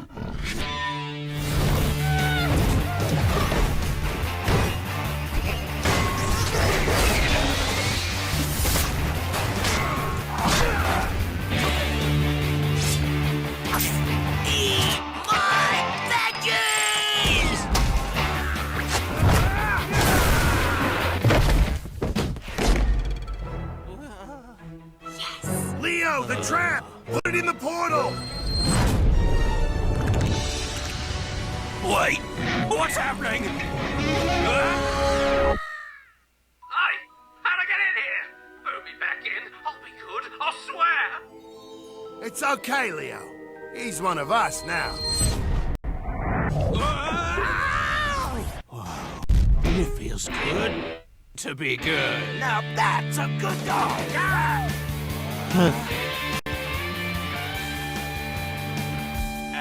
Run away? Run away!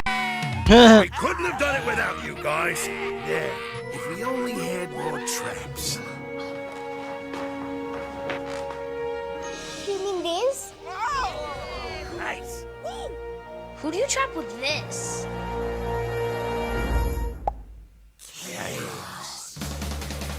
Now, when you beat a bad guy, you can capture them in a crystal trap. Hey!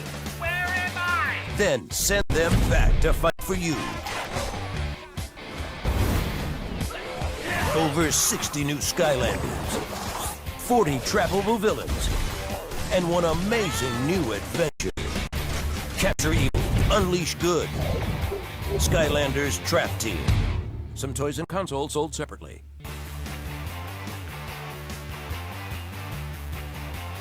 Oh. Okay. Damn. That Skylanders was up in their game. Oh, God. Again, remember what I said. You don't have to buy all the characters. Buy who you want. If you want the guy who's got a veggie cannon, buy him. If you don't get him. You don't need him.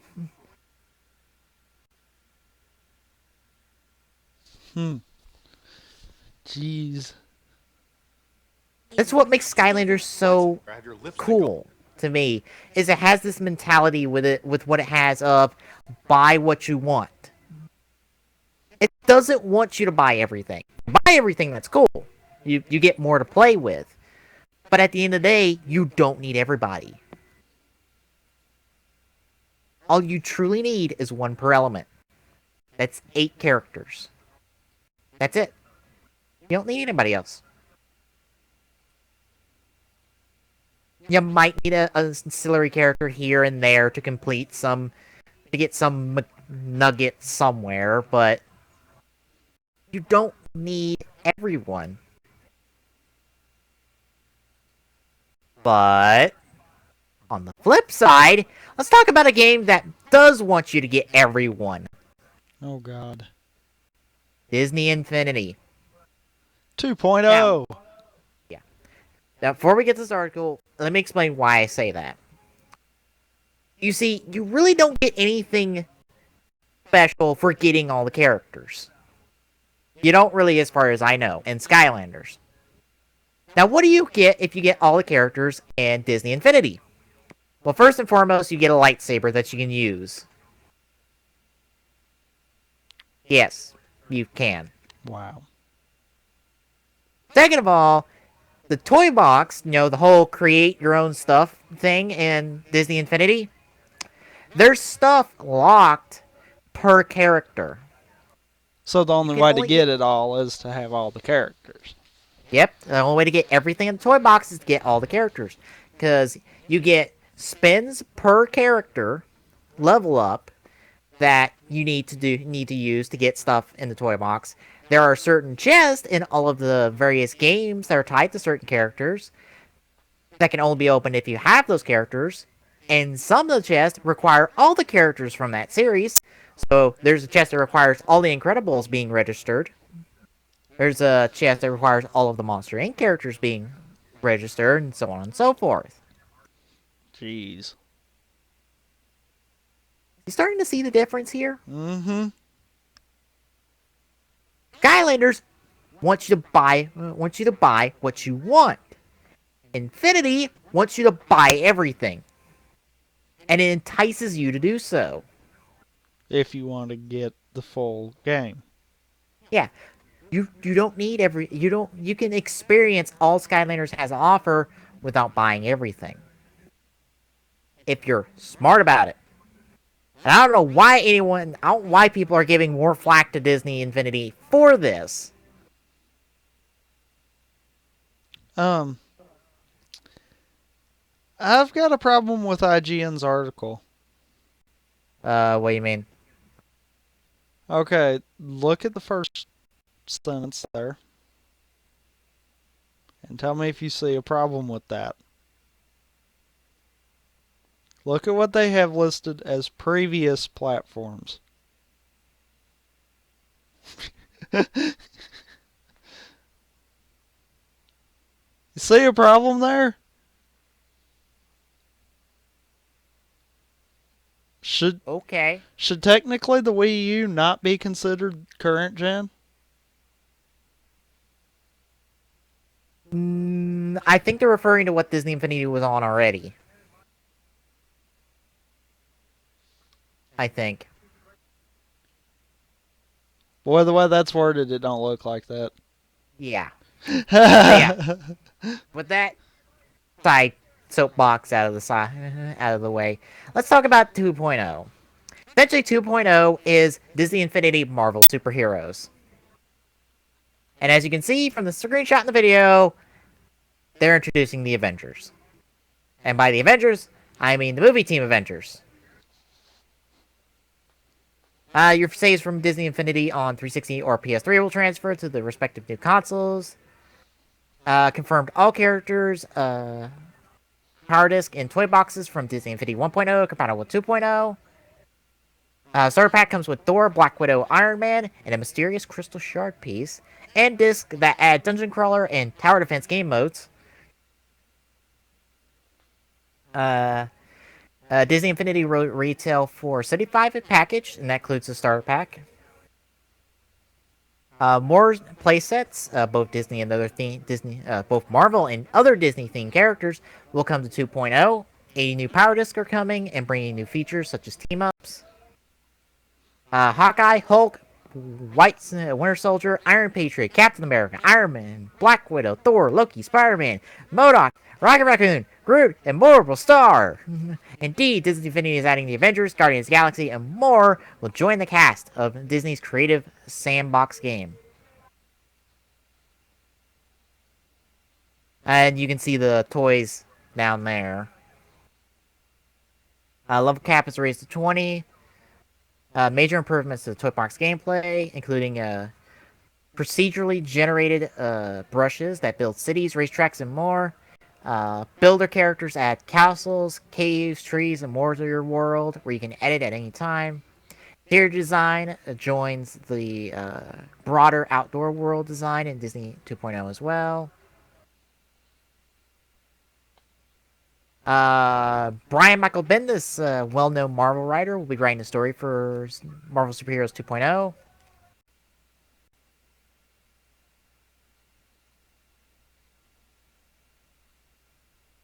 4 times. Oh, that's gonna be 4 times larger than the Incredibles playset, which I think is the largest playset.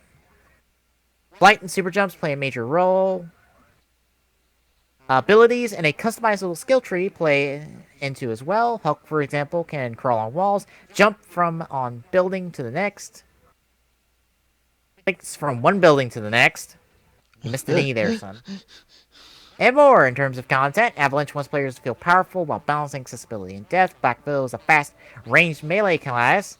That seems counterintuitive. Allowing her to close gaps and cover groups at the expense of fragility, of being fragile.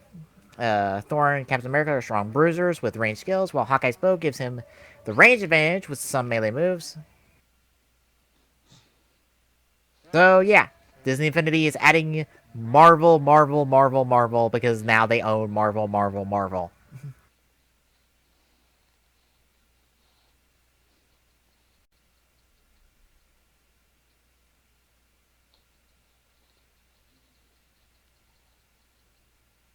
And I hope that first one is the right one. No, that's the IGN News one. Damn it! I thought that was the trailer. I don't think that one's the trailer. Let me check. I swear to God, this article doesn't have the damn trailer in it. I don't think it does if that first one ain't. I think this is the damn teaser.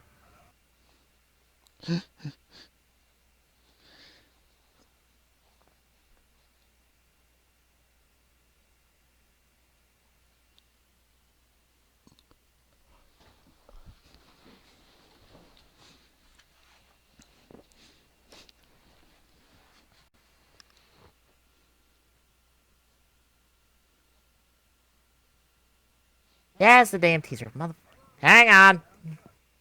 I'll go find it.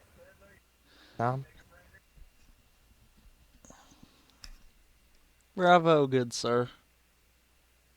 I blame IGN for this. I am totally blaming IGN for this. This one got biffed hard. Alright. There you go.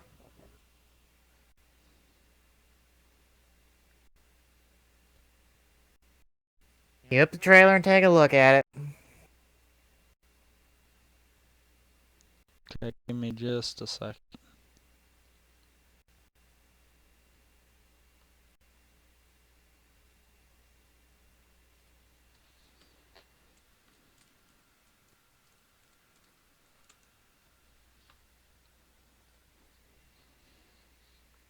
Had to update the article with my quick draw. Alright. Let's get this underway. Alright, taking a look at Disney Infinity 2.0 in 3, 2, 1, go.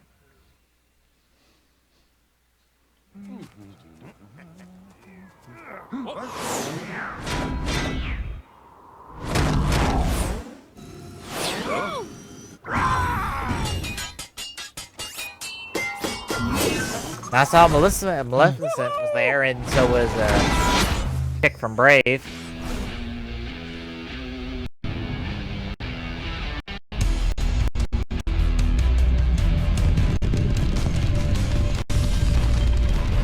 What? No applause?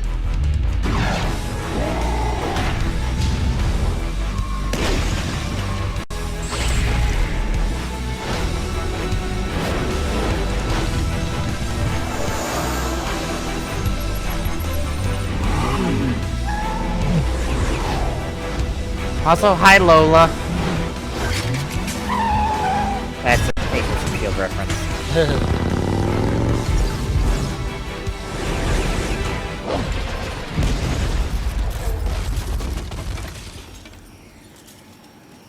See? This is why we can't have nice things.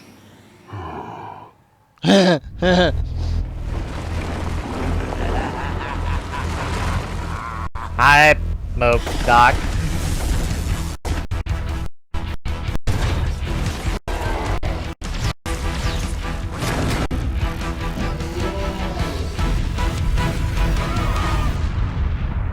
Rocket Groot, and Green Goblin, I presume, with the web head.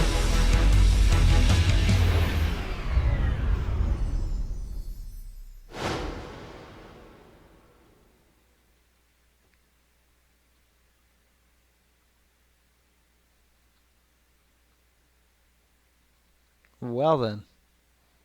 Yeah. I mean, it looks alright. Yeah. I do have to wonder if they're going to pull some limitation bullshit with the Marvel characters. Because I'm sorry, that partially annoys me about Disney Infinity. Oh, they will. You know they will. Because there are limitations about the Disney Infinity characters. You can only play with the Pirates of the Caribbean characters in the Pirates of the Caribbean playset. You can only play with the Incredibles characters in the Incredibles playset. The only time you get to play with the characters together is in the damn toy box, which you have to create stuff with to begin with. Which is counterproductive. That takes the entire point of this being a crossover game out. This is supposed to be these Disney characters together in an adventure. Why are they not together in an adventure? Now, I mean, why do Disney? I might could understand having like the Monsters Inc. stuff and the Cars stuff not being able to cross. I'd understand something like that. Yeah. But I'm with you. There should be some crossover in there. I mean, for fuck's sakes, Mickey doesn't even have his own playset. Mickey. Jeez. He's just a character. What the hell, Disney? As I said before when we were first talking about Disney Infinity, it's so focused on new Disney content that it forgets classic Disney. You know, the shit a lot of us grew up on. There's no representation of that era. There's no representation of the Disney Renaissance. Okay. But even putting that aside, what the hell is wrong with Disney that they've not gave the face of the company its own playset? Especially when it's Sorcerer's Mickey. I mean, hell, we're not talking about something that they came out 10, 15 years ago. We're talking about Mickey Mouse, the freaking face of the company. Yes! And you're gonna just ignore that. What the hell? And I recently went to Disney World. They embrace crossover. You can get like a good portion of products you can buy that has all these Disney characters on there together. Why doesn't Infinity embrace this? Why? I mean, I can understand, having at least a level dedicated to these characters. That's fine. Or I could even understand if there is physical limitations as to why they can't allow them to have a crossover. Yeah. But there's so much out there that could have a crossover easily. Yes. Just putting the Pixar characters together would make everyone happy. Just doing that would make people happy. And you can't do that, even though most of Disney Infinity is fucking Pixar. Most of Disney Infinity is Pixar content. It is! It's not Disney Infinity, it's Pixar Infinity.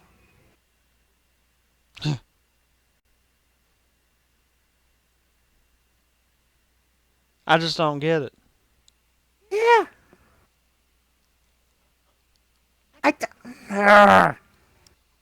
That's what frustrates me. I look at Skylanders and I go, that started as a Spyro fucking spin-off game, and it's become so much more than that.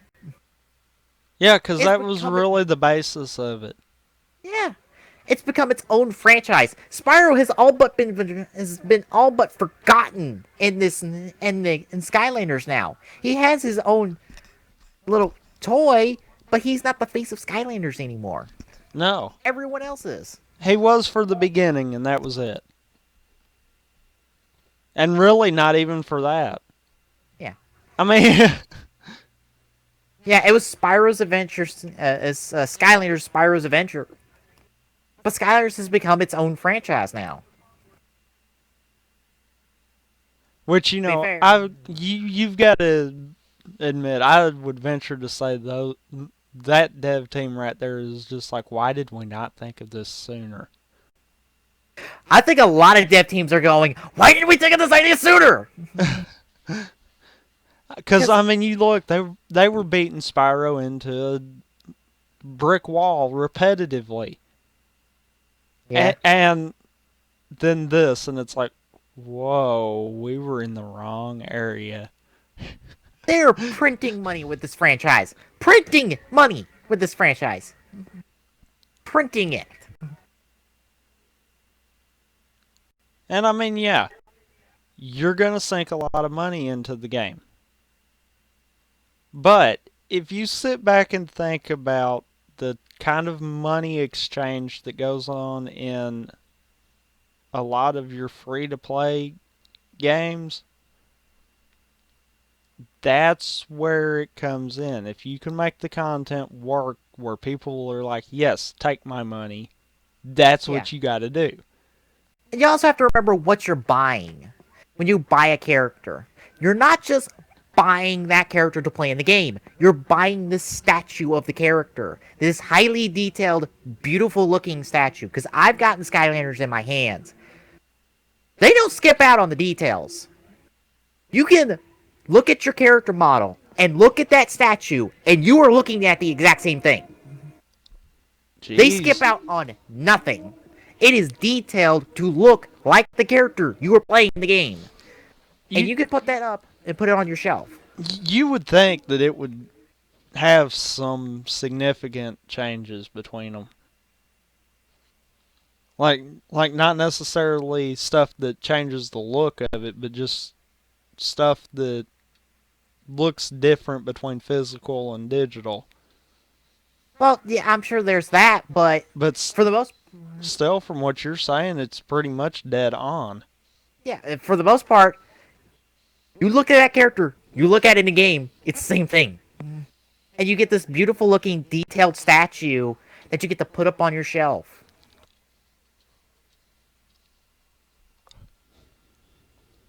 I mean, sure, it's not a figure and you can't play with it, but give it to your kids and they'll still play with it.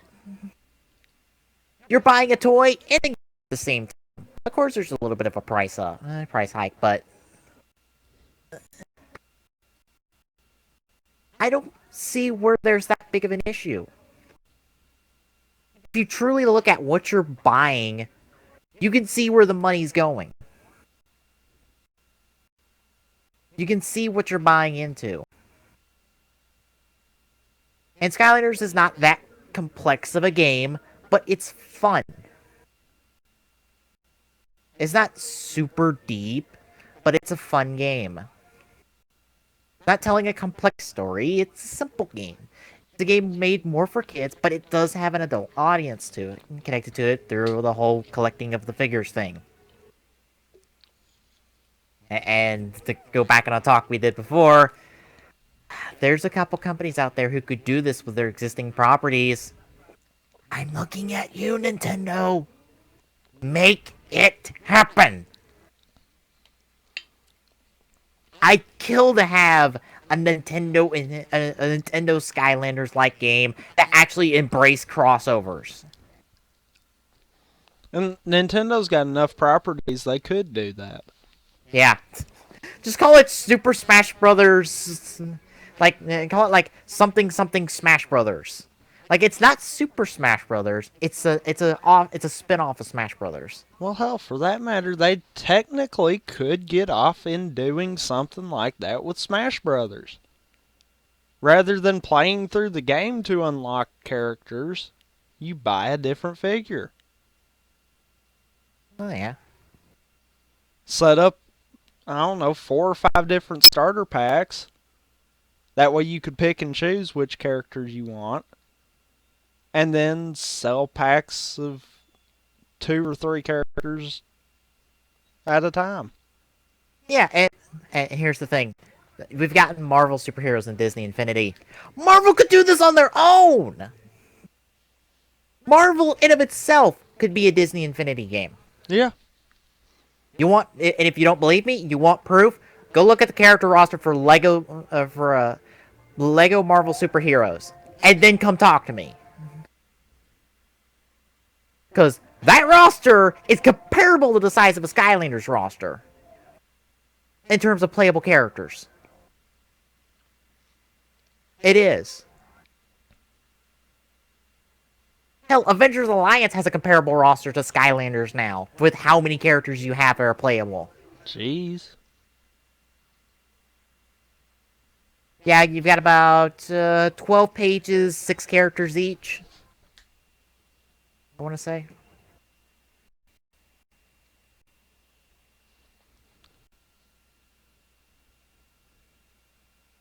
Let me pull up the page real quick. Okay.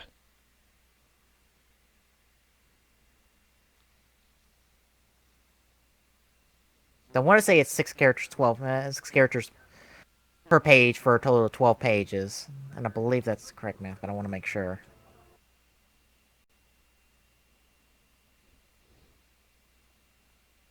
Oh no, I'm wrong. 2, 4, 6... 8 characters per 12 pages. 8 characters per page for 12 pages.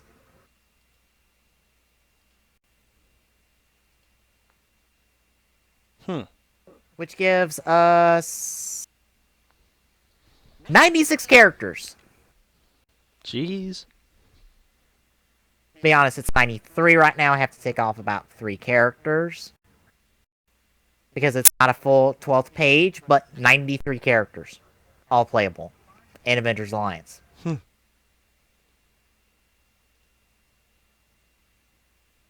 Damn.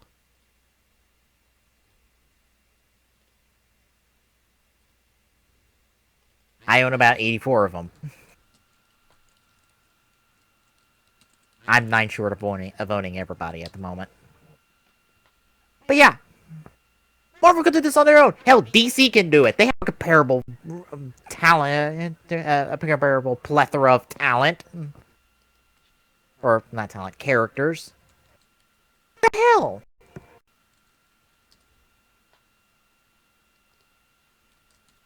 Come on, Marvel.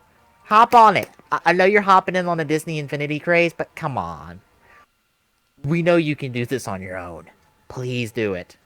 I'd kill for a Marvel or a Nintendo-esque Disney-esque Skylanders game, because I think that'd be cool if it was done right. And fully embrace the crossover that it should be. Because Skylanders is an original property, but it fully embraces the fact that all these characters exist in one world. It does. Every character has a bit of a story to it on why they're a Skylander. Every character can work as alongside the other, no matter what kind of character they are. Whether they're a regular Skylander, whether they're a giant, whether they're a swap force guy, or a trap master, they can all work beside each other in co-op. Doesn't matter. And that's part of the beauty of Skylanders. I think that's what Disney Infinity is missing. Is embracing it. Embrace the crossover. Damn it. Embrace your old classic Disney stuff. Especially when they are so happy to embrace it at Disney World. You know what? They have a bit of a light show at the the castle at Magic Kingdom. Guess what? 90% of the stuff that's in there. What? Classic Disney. Aladdin, Beauty and the Beast, Little Mermaid. You know, that stuff. You know what was new in there? Frozen. Pirates of the Caribbean. And other stuff. But a lot of it was classic Disney. The fuck Disney? Are you freaking... Aggravates me so much about Disney Infinity. Because I'm like, this is such a cool idea. Except for the fact you don't embrace it. You've gone halfway.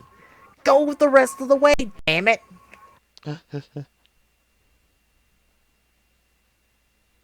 Alright, I think we need to move on. Alright then. Alright, let's talk about 2 short articles before we get into another big talking point. GameStop is going to be closing 130 stores to shift focus towards mobile.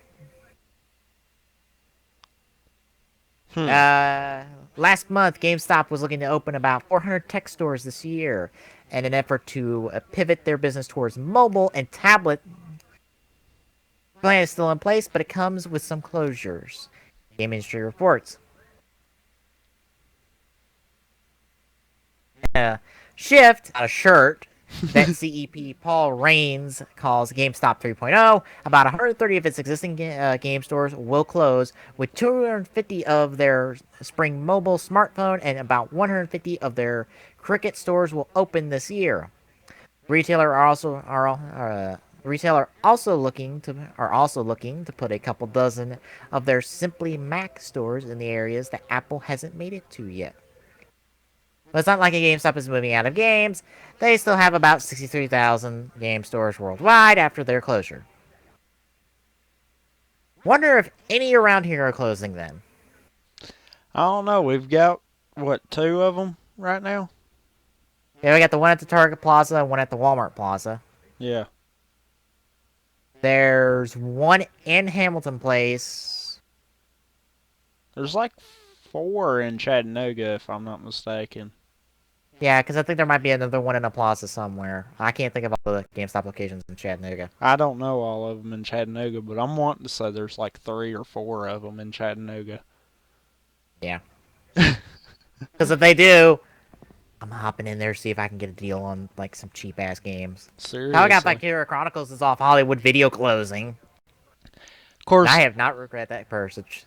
Of course, hell. You know as well as I do, if they close any of them out around here, they'll probably just shift inventory to a different one.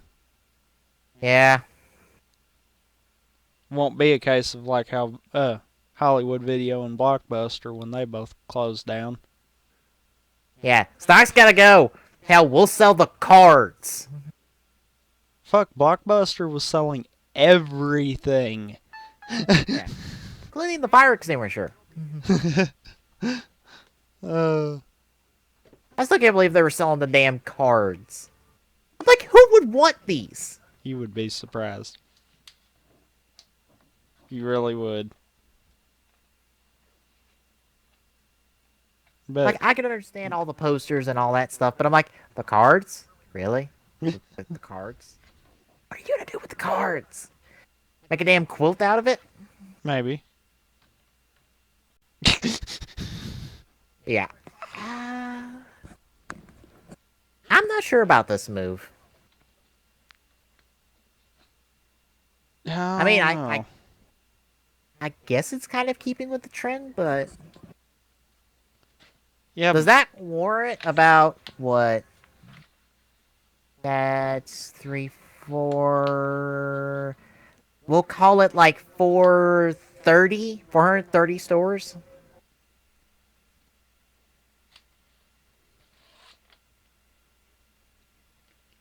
I mean, they're opening up more stores than they're closing down. Yeah. For whatever reason. Because I assume they're just replacing where the GameStops are with these stores. If they're closing them. In some spots, anyhow. Yeah. I don't know. The mobile... I'm not that familiar with the mobile market. But... I just don't see how there could be that high of a demand. Yeah, that's... Like I said, we'll call it about 420, 430 stores opening that are all focused around the mobile market. I can see the Mac stores doing something, although I've never heard of Simply Mac. I don't see the Mac stores doing anything in all seriousness. Yeah. While you've got the fanboys out there, you've also got people that sit back and look and are like, Mac wants $1,200 for the same laptop that I can pay $400 for. Fuck that. They want like $100 for a fucking case. I'm gonna go get an outer box for less than that. Cause I think how much is an outer box? I forgot. Cause I have one for mine. I don't know. I don't think they're that expensive. This is a case.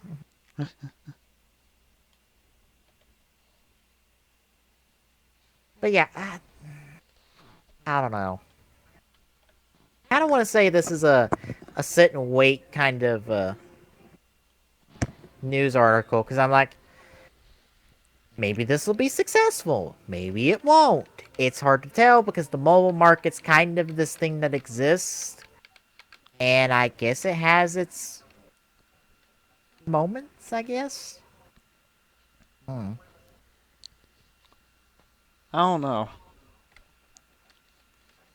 It's going to be one of those, like you said, we'll come back to probably in about 6 months and either see them doing good or see them fucking up horribly.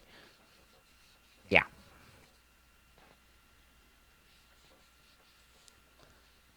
Alright then. Move on then. The Transformers universe. We haven't got to talk about this one. The Founders Pack has been revealed. There'll be 4 packs available to support this free-to-play game. You'll have Bronze at $45. It ranges from the cheapest at Bronze at $45 to the high-end Cyber Knight at about $450. Jeez. I'm giving the American prices. I believe that's pound. It is, if I'm not mistaken. Yeah. Amazing the difference between the pound and the US dollar, isn't it? Yes and no. Alright. Listing off the packs. I think the article only lists the Bronze and the Cyber Knight. Alright, I'll go to the website and they'll give me better. Alright, Bronze Pack. You get the Bronze Founder Avatar and Title. Immortalized and Founders Honor Roll. 60 days combo season pass. And $30 worth of relics. For $44.99. The Silver Pack. You get the Silver Founders Avatar and Title. Immortalized in the Founders Honor Roll. 90 days combo season pass. $50 worth of relics. And secure 2 Founders Warriors. A Autobot and a Decepticon.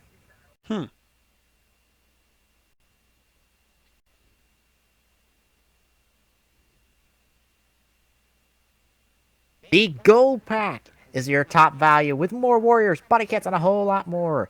Again, increase of the various things, and it probably would help if I look down below, because that gives me more information. Yeah, you noticed that now too, huh? Uh-huh. But yeah, it goes from 60, 90, 180 to a year in combo season pass. 30, 50, 100, and 250 worth of $250 worth of relics. Immortalized and Founders Honor Roll, and the pack Founder Title and Avatar. You get none for Bronze, 2, 4, and 6 from there. Let's see, 120 Mark II mining probes across the board, except for Bronze.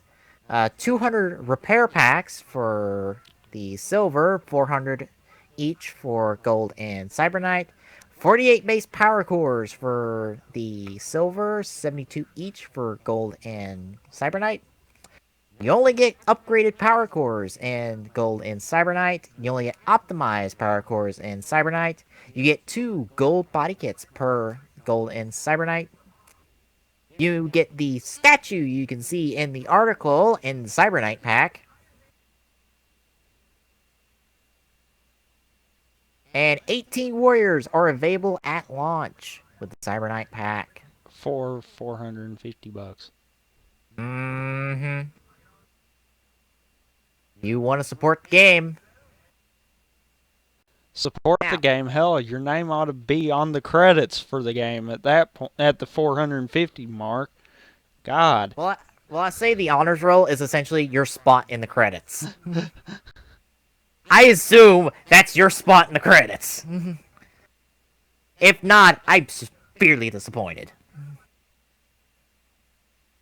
Yeah. Anyone that pays for the Cyber Night pack, they ought to be able to have a whole, like, 3-second scene of just their name on the credits. I mean, my God. Yeah. Hey, but hey, you can pay with PayPal. What can't you pay with PayPal anymore? Amazon. Hell, you can go to Dollar General and pay with PayPal. Amazon doesn't accept PayPal. Wow. Dude, yeah, it doesn't. Wow. Yeah, I was paying for something for my birthday. I had to have an actual card. I couldn't use PayPal. Huh. There's no PayPal option. As far as I saw. Odd. I know. Yeah. Now, I would say this would be the point where I get to talk about Transformers Universe, but I haven't been invited to the beta ever. Even though I've been enlisted, I've had my name in the hat for the beta ever since they first were taking sign-ups. Really? Yes. Ever since you were first able to sign up for the beta, I've been fucking signed up. And I've never been called or invited to any beta. Huh. It annoys me because I would actually like to try this game.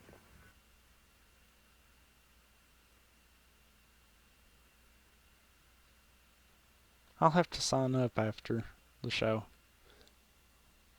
Where you get in before me, I will... There will be table flips involved, son. Table flips. I will flip all the mother tables. How much you want to bet that even if I do, what will wind up happening is we both will wind up with the email getting us into the beta. And literally the next week it'll go into open beta. Probably. That happened with Hearthstone. You know that as well as I do. Yeah. It was like, well, fuck.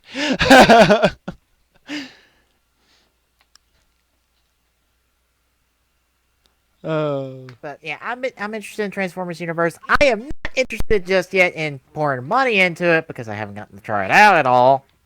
Yeah, that's kind of my thing too. If I've not like put money into something, I'm not... I mean, if I've not gotten to play something, I'm damn sure not putting money into it. Yeah, I got to at least be in the beta for Marvel Heroes, so I was like, yep, Rocket Raccoon pack, click. Yeah, I mean, I have no qualms dishing money out if I know it's going to be a good game. Yeah. If I don't, that's when it's like, I don't know. Yeah. Here's hoping we can talk about Transformers Universe in the future and go, hey, maybe the Founders Pack would be worth something then to us. Alright. Let's talk about the fish in the room. Oh, God. The COD. Yes, I do mean. Let's talk Advanced Warfare. Because, yes, they had to make that. Yep, Call of Duty Advanced Warfare was announced today instead of Sunday. I about said Saturday, but technically it's Saturday right now. Yes. But yeah. We're talking about Call of Duty 4. Which apparently will take place in the future when PMCs are essentially equivalent to superpowers.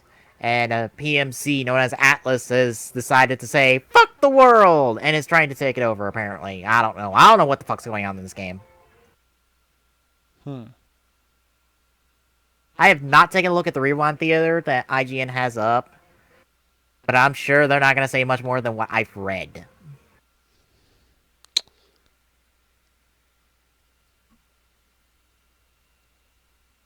But yeah, that's essentially what's going on. PMC called Atlas apparently is overthrowing America. Because... I don't know. It stars Kevin Spacey!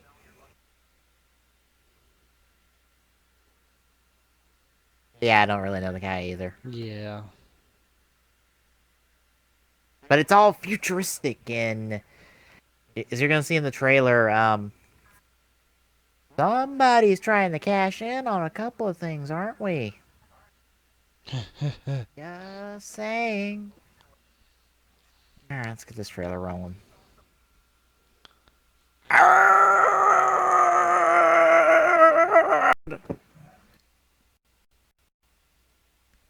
Hey, look, it's a 24 ad. I'm assuming we are on the first one, right? Yeah. I didn't have an ad. I've gotten an ad for almost everything we've watched. Wait, it's not 24 Die Another Day? Aww.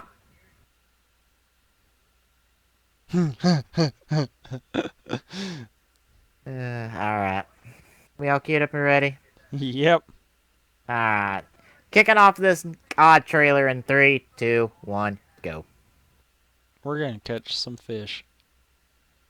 Now what? Now the question is, are we going to throw it back? Probably. Democracy? Democracy. Democracy is not what these people need. Hell, it's not even what they want. America's been trying to install democracies in nations for a century, and it hasn't worked one time.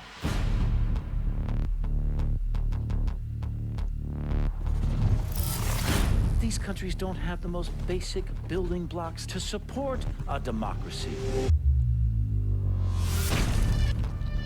Little things like we ought to be tolerant of those who disagree with us.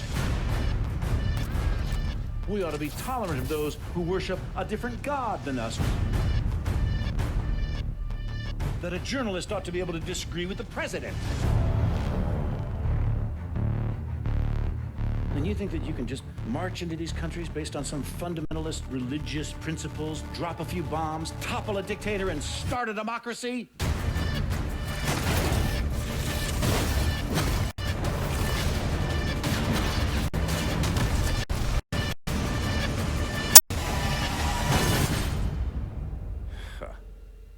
Give me a break. People don't want freedom. They want boundaries, rules, protection from invaders and from themselves. People need a leader who can give them both the support and the constraints to keep chaos at bay. You give them that, and they'll follow. And that's where I come in. Huh.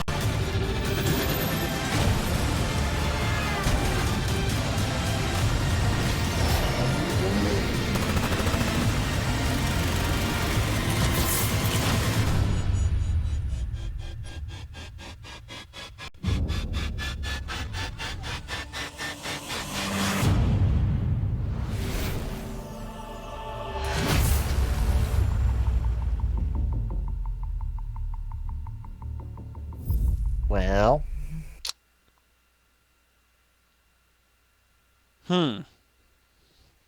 Didn't make much sense to you, as it does to me. Probably. It made not much, did it? Not really. Yeah, I thought so.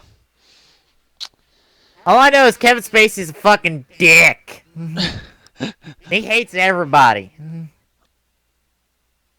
There's explosions, and there's the mech suits from Elysium, and there's the friggin' Titans from Titanfall, and there's hover bikes. They're totally not supposed to be from Star Wars, except they don't look like the ones from Star Wars. They kind of look more like ghosts. Except without the fins. And if you're thinking I'm joking about that whole Elysium, look up photos of the mech suits from Elysium and then compare it to this trailer. Trust me, there's a connection. I don't know. It might not help that I'm so disinterested with Call of Duty. And this is so saturated in what Call of Duty is. Yeah. And I love how people are like, well, there's vehicle segments, and I go, uh-huh. It still looks like a Call of Duty game. It does... I don't know. Like, it looks like, visually, it's still, palette-wise, looks like the previous Call of Duty game. Yeah.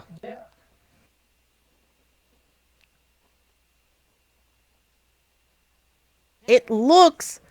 Hell, it looks like Black Ops 2! Pretty much, yeah. The only difference is, you have Kevin Spacey. Kevin Spacey's not saving this fucking game if it's if it's just blech. I'm sorry, Kevin Spacey could be a dick to the fucking world and plan to burn it all to the damn ground. That will not help. I'm sorry, it won't. I don't know. He could plan to burn down the COD world and it might help. True. But then I'd be rooting for him, and then that'd be completely what they're not supposed to be going for. I don't know. It just seems like they're trying to tell this deeper story, which I have to cock my eye at and go, God, trying to tell a deeper story? Yeah, seriously.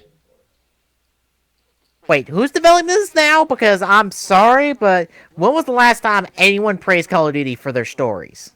I'll tell you right now, it's been a while. Would I be safe to say Modern Warfare? Pretty much. I mean, I think the one standout might be Black Ops. Yeah, because I've got to admit, Black Ops 1, the story did feel pretty good. That's because they stopped trying to go, well, we need to sign the protagonist. No, you don't. They had the fucking protagonist actually talk. Yeah, because he was forced to. Yeah. And World at War, I mean, I'm sorry.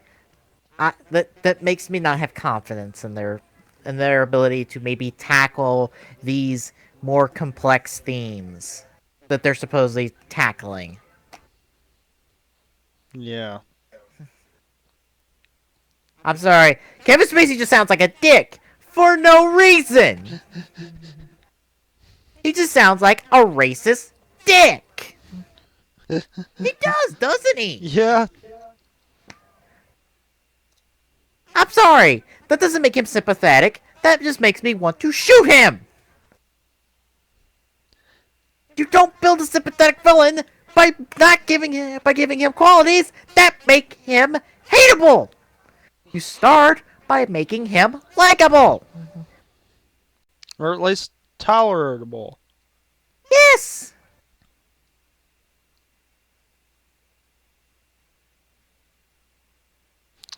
Yeah.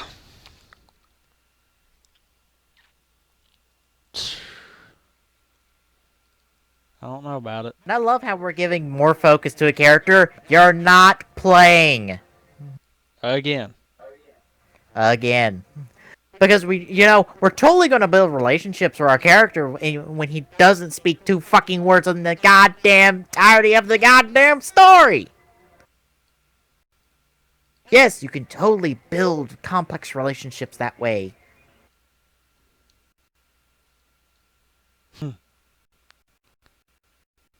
I forget to mention that I've played Battlefield 4, and playing through that single-player mode is almost insulting.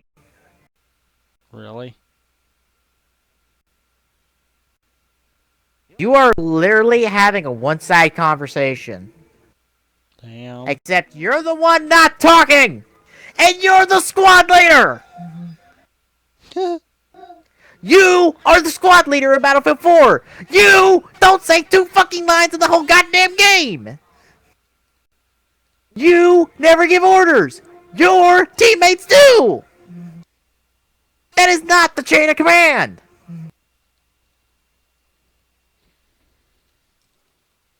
You are literally being ordered around by your squad mates who are lower ranked than you! You are squad leader in Battlefield 4, and you are the one being ordered around to do everything. You are told everything. You are never a part of the conversation. Everyone else is. Fuck that.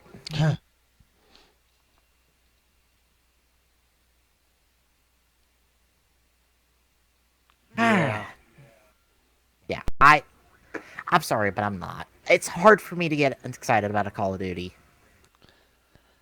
I've never really, in all honesty, seen the hype for Call of Duty.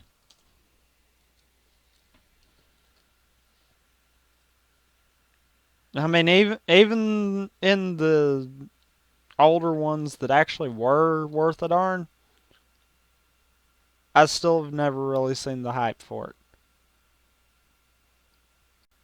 it. I can understand Modern Warfare from a historical perspective and kind of a bigger picture perspective, but examining Call of Duty, especially today, it's not that impressive of a game.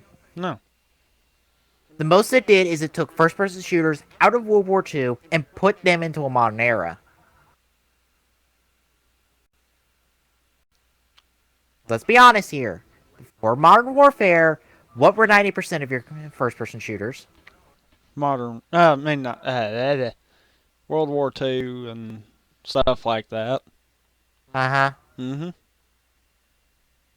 Now, what is 90% of first-person shooters? Now, post-Modern Warfare. Yeah. Your futuristic stuff. Mm-hmm. Which, to this I say, the people that are eating up all of this Call of Duty futuristic garbage that they're throwing out there, how about looking at Halo? That was doing it long before Call of Duty was. Yeah. Although Halo didn't help. It reinforced the future trend. Yeah, but I mean, they're eating up the future trend right now. Hell, Halo started out the future trend. Yeah. No one paid it any mind for that fact. Yeah, it was a combination of Halo and Call of Duty that really set the whole modern first-person shooter genre. Really, no, what you said before, Call of Duty's really what did it. Oh, yeah. Because, like I said, when it came to Halo, people didn't look at it as a futuristic shooter. They just looked at it as a damn good shooter. I mean, that's all that was looked at it with that.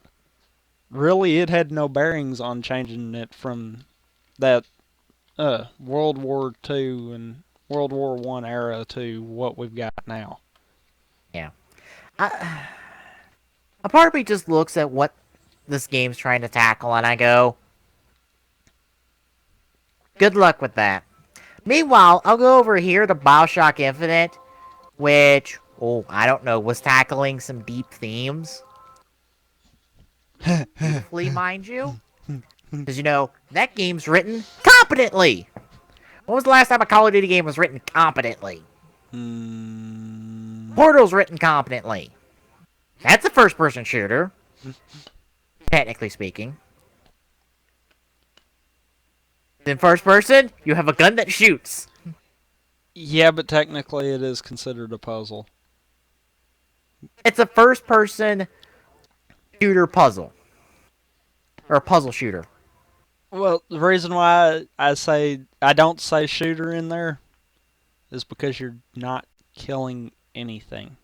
And that's anymore what defines a shooter. Well, sure, which you're killing is things. You're killing stupid. turrets. Yeah, but you're not.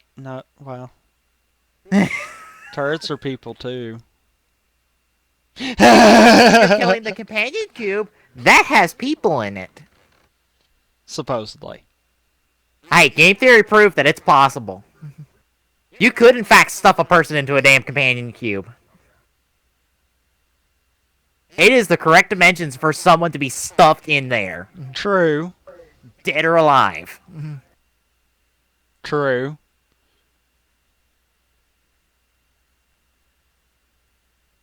Huh. And there is evidence in the game that suggests companion cubes are people. Yeah. Anyone that's actually played the games knows that one. Yeah. Because Gladys makes a reference about that. Yeah, and you have the sketches, and behind the walls of the testing rooms. Yeah. Oh. Yeah. But yeah, it's technically not considered a shooter, but still, okay. You want to go on good, competently written shooters? What about the Half-Life series? Yeah. Left 4 Dead's written competently. For the most part. For as much story as that game has. I think Left 4 Dead 2 is a better significance of that one. Oh, yeah. Because at least all of it went together. Resistance is a competently written first-person shooter for the most part. Hell, the Fallout games are first-person shooters. And technically is Skyrim if you count the bow and arrow. And that's another touchy one. Fallout at least counts. There are guns in there. Yes. There are guns, Yes. damn it. Well, at least 3 and 4. I think Skyrim is that verge that actually is falling more RPG style. Yeah. As opposed to shooter. Yeah. Even though I see your point. That's what I don't understand. Anymore, a lot of the games are actually cross-genre. Yeah, genres don't really exist anymore. Yeah. Because a lot of your best games combine elements from different genres without being true to that genre. Which is perfect. Yeah.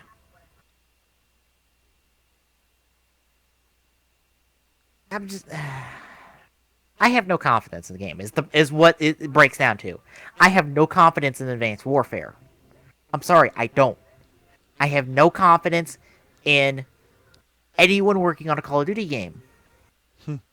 Yes, they're implementing a new 3-year cycle of development. I'm sorry. No matter how much work you put into a game, if it's shit, it's shit. Go ask Duke Nukem Forever that. That game was in development for 10 years. It is shit. That game went terrible. In all seriousness, it's a combination between the writers aren't doing their job right, and all of the devs together are not putting their foot down and saying, we need a new engine. Because, like you said, even with that, there's enough changes in there that if it had a new engine, it would not look like every other Call of Duty game we've seen. That's what I found funny at the beginning of that. It said that the footage was filmed on an Xbox One. I was thinking to myself, and I started to say it, and I probably should have, but I was thinking to myself, that ain't going to make a damn. I mean, the cutscene looked like it.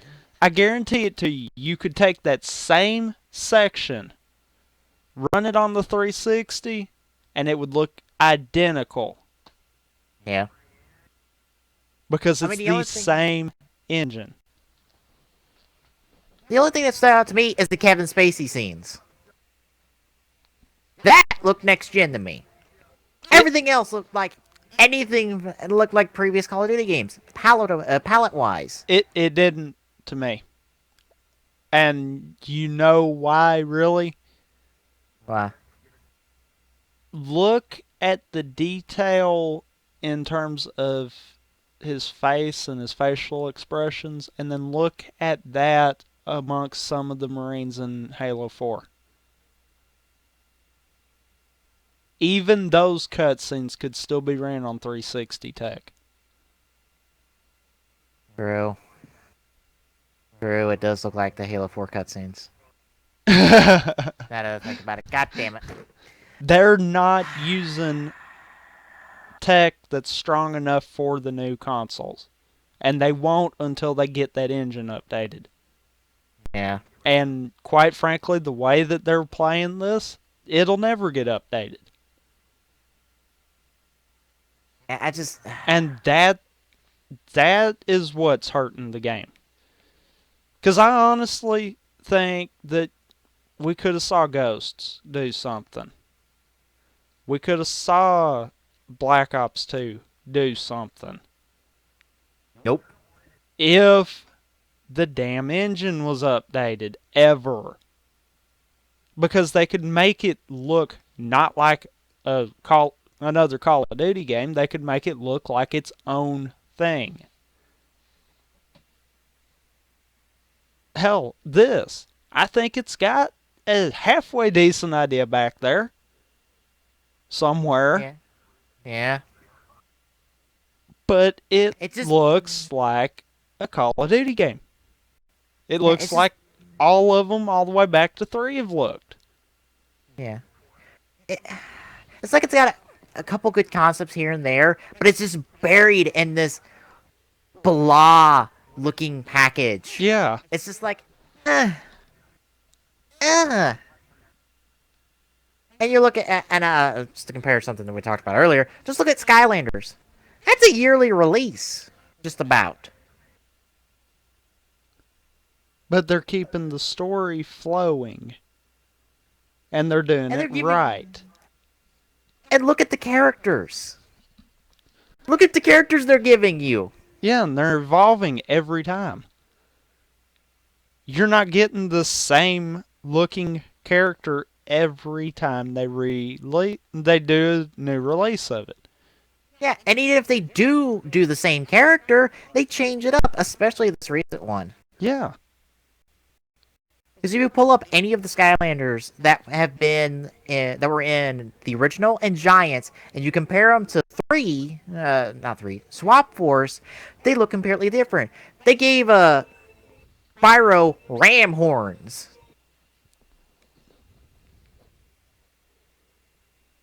That's what they did. They gave him ram horns and gave him ram-like abilities. They gave another character a tank. They gave another one a giant machine gun to work with, and rockets, and all this other stuff. And they changed up the sculpts too. They change them up every year. And I guarantee it to you, every year, whether you hear about it or not, they're tweaking on that engine and making it do different things with it. Because I guarantee you, looking at Trap Force and comparing it to the original Skylanders, it's two different games. That does not look like the original. But take Call of Duty, for example. Take that gameplay we just saw there. Compared to what you saw on Modern Warfare. That's going to look the same. Yeah. It's going to be palette swap. That's all it's going to be. Yeah. It's still going to feel the same. It's going to be everything the same. It's just going to be a palette swap. You know what I think it is? What? Modern Warfare was a greener game. It had a lot of greens in it. Since then, they've took out the greens and put in grays. There's a lot of grays and a lot of browns and... Yeah, the darker colors. Yeah, there's not a whole lot of colorfulness to it. At least Modern Warfare had green in its palette. Granted, it was a dull colored game as well, because it did have its share of grays and browns and whatnot. But at least it tried to break up the palette. It almost feels like they have, with the same engine they've been using, they've got like a locked color palette. Like it's so limited to what actually runs right on it. Because there is that back-to-back constant variables there. Yeah. In all honesty, though, I think Call of Duty's biggest problem is, like I said, the engine. Because you look at Halo CE, look at 4. You know damn well there's been a few engines between there. Mm-hmm. Hell, look at Battlefield. There's been a few engines between all the different Battlefield games. Yeah. And it's made them all look different. Yeah, Call of Duty refuses to evolve. And that's the problem. They found that one thing that people ate up that first time, and they just kept running with it. And they're running on an outdated engine right now, trying to keep up with these other games. Yeah. Yeah, you're going to have those fanboys that have played it all the time. But guess what? They get bored of it even.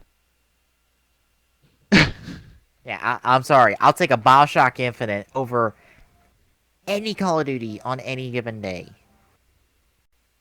Hell, I'll take any BioShock over any Call of Duty on any given day.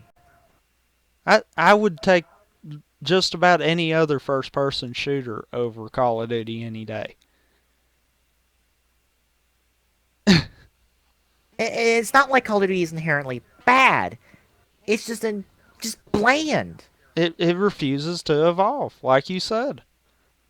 There's nothing wrong about Call of Duty, but there's nothing right about Call of Duty. It's stuck in one spot and won't move and won't do anything. And it just won't go anywhere. It just is blah. Kind of like the sports games. They're stuck in one spot. And they won't do anything really truly new for some time. And what's bad is when they do something new, they do it in intervals over every year. They'll tweak something small this year. They'll tweak something small next year. They'll keep tweaking and tweaking, and the only way you're going to see a huge change is if you take a game 5-6 years old and compare it to one that just came out. Yeah.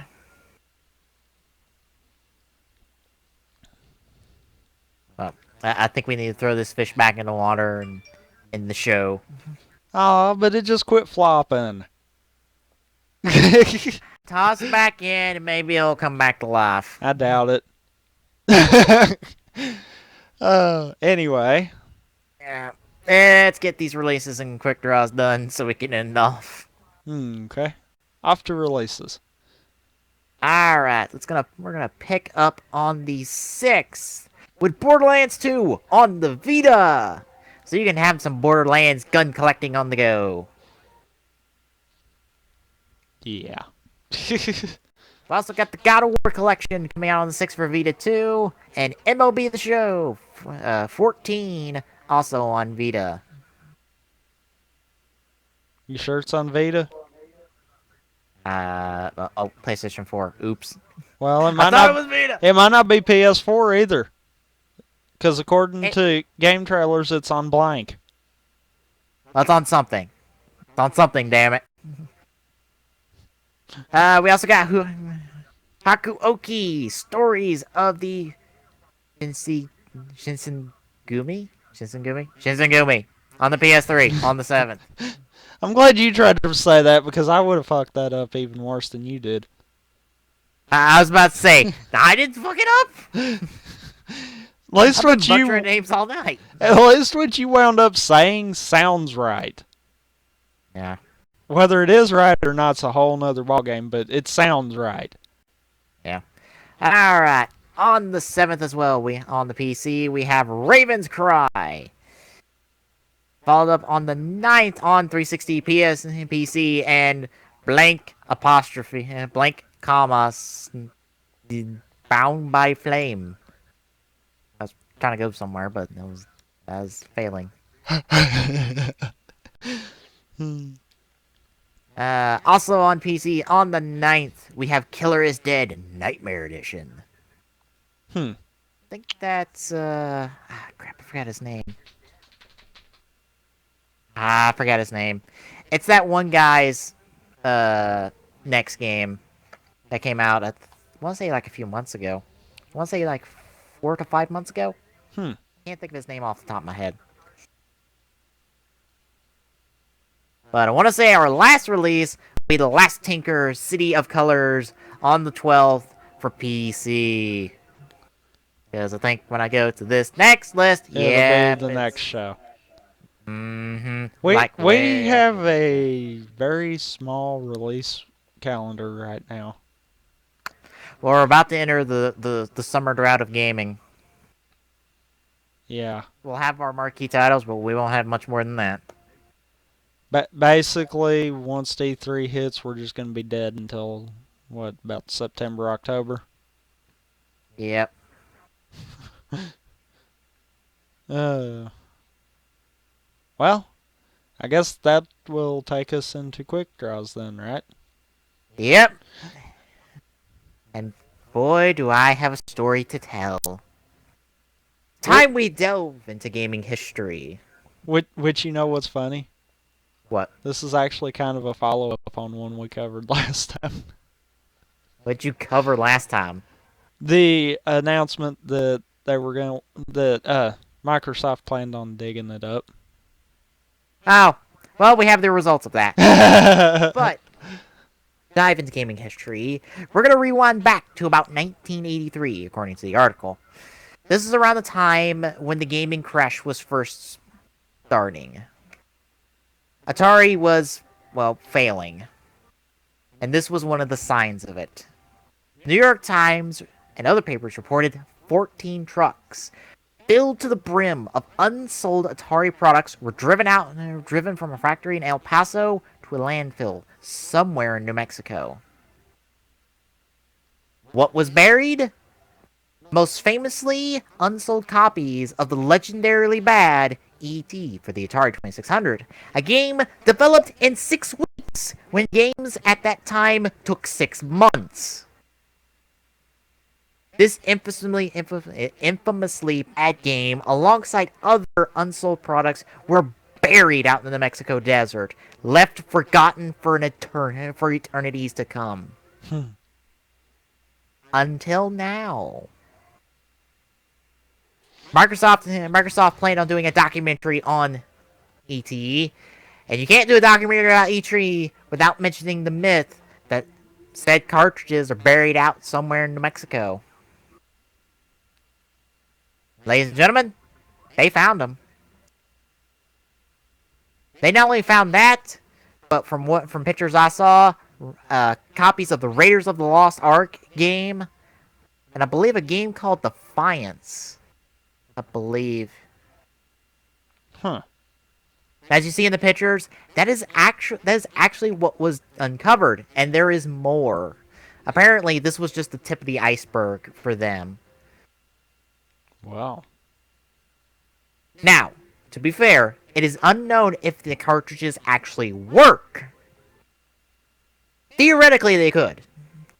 As long as the connections weren't bad or they were kept in decent condition. I mean, I was talking to a friend of mine about this, and he was pointing out that out in New Mexico, there's no real humidity. So, there's no real water that can get in there. So, it's just dry and hot. As long as that doesn't, I would say, cook the damn cartridges and melt them into chunks of plastic, it's possible that they would still work. Or at the very least, be in a repairable state to be working. But yeah. this confirms a long-standing myth of gaming history. This shit was buried out in the Mexico desert. That's how bad the gaming the gaming industry crash from back then was. Atari pulled a stunt like this. I say again, that's how bad the gaming crash was. The gaming industry did not exist for a few years when this crash happened. When I say Nintendo saved the gaming industry in North America, I am not kidding. That is not hyperbole, that is fact. Without Nintendo, there would not be a gaming industry in North America. There wouldn't. There wouldn't. Because no one saw it financially successful. People were warning off Nintendo from entering the market in North America. Literally. They were telling them to... They were warning them off from doing so. They were having success in Japan with the Famicom, and that was what got brought over as the NES. But the North American video game industry, it was on life support, if not dead. Nintendo saved the industry back then. That is not me hyperbolizing. You can look and see, hey, this is what happened.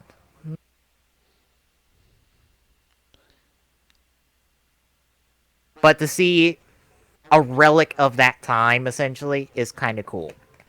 Yeah. And this also makes me really interested in the documentary now. It makes me wonder, are they going to try? Are they going to try to see if these cartridges actually work? Kind of makes you wonder, though, if there's any Atari 2600s that are still working out there. I mean, if it's just unsold products, I would not be surprised that it's not just games that are buried there. It is anything Atari sold at the time. Well, you also got to think, too, if it's unsold products, then that would also mean that it would be in some kind of wrapping. Yeah, these were in boxes. Which could possibly mean that they could still be working. Yeah, I think that screenshot on the video below, that is the box that cartridges was in. They were in their boxes. That cartridge came out of a box. With the instruction manual, by the way. It is possible they could still work. Yeah. And bear in mind, this is also the tip of the iceberg. I really want to see this documentary now, just to see what else... I want to see the full scale of what they dug up. Because this was also a decommissioned landfill. This was an inoperative landfill they were at. That was not operating at the time. Not operating, and I would say it wasn't operating for years.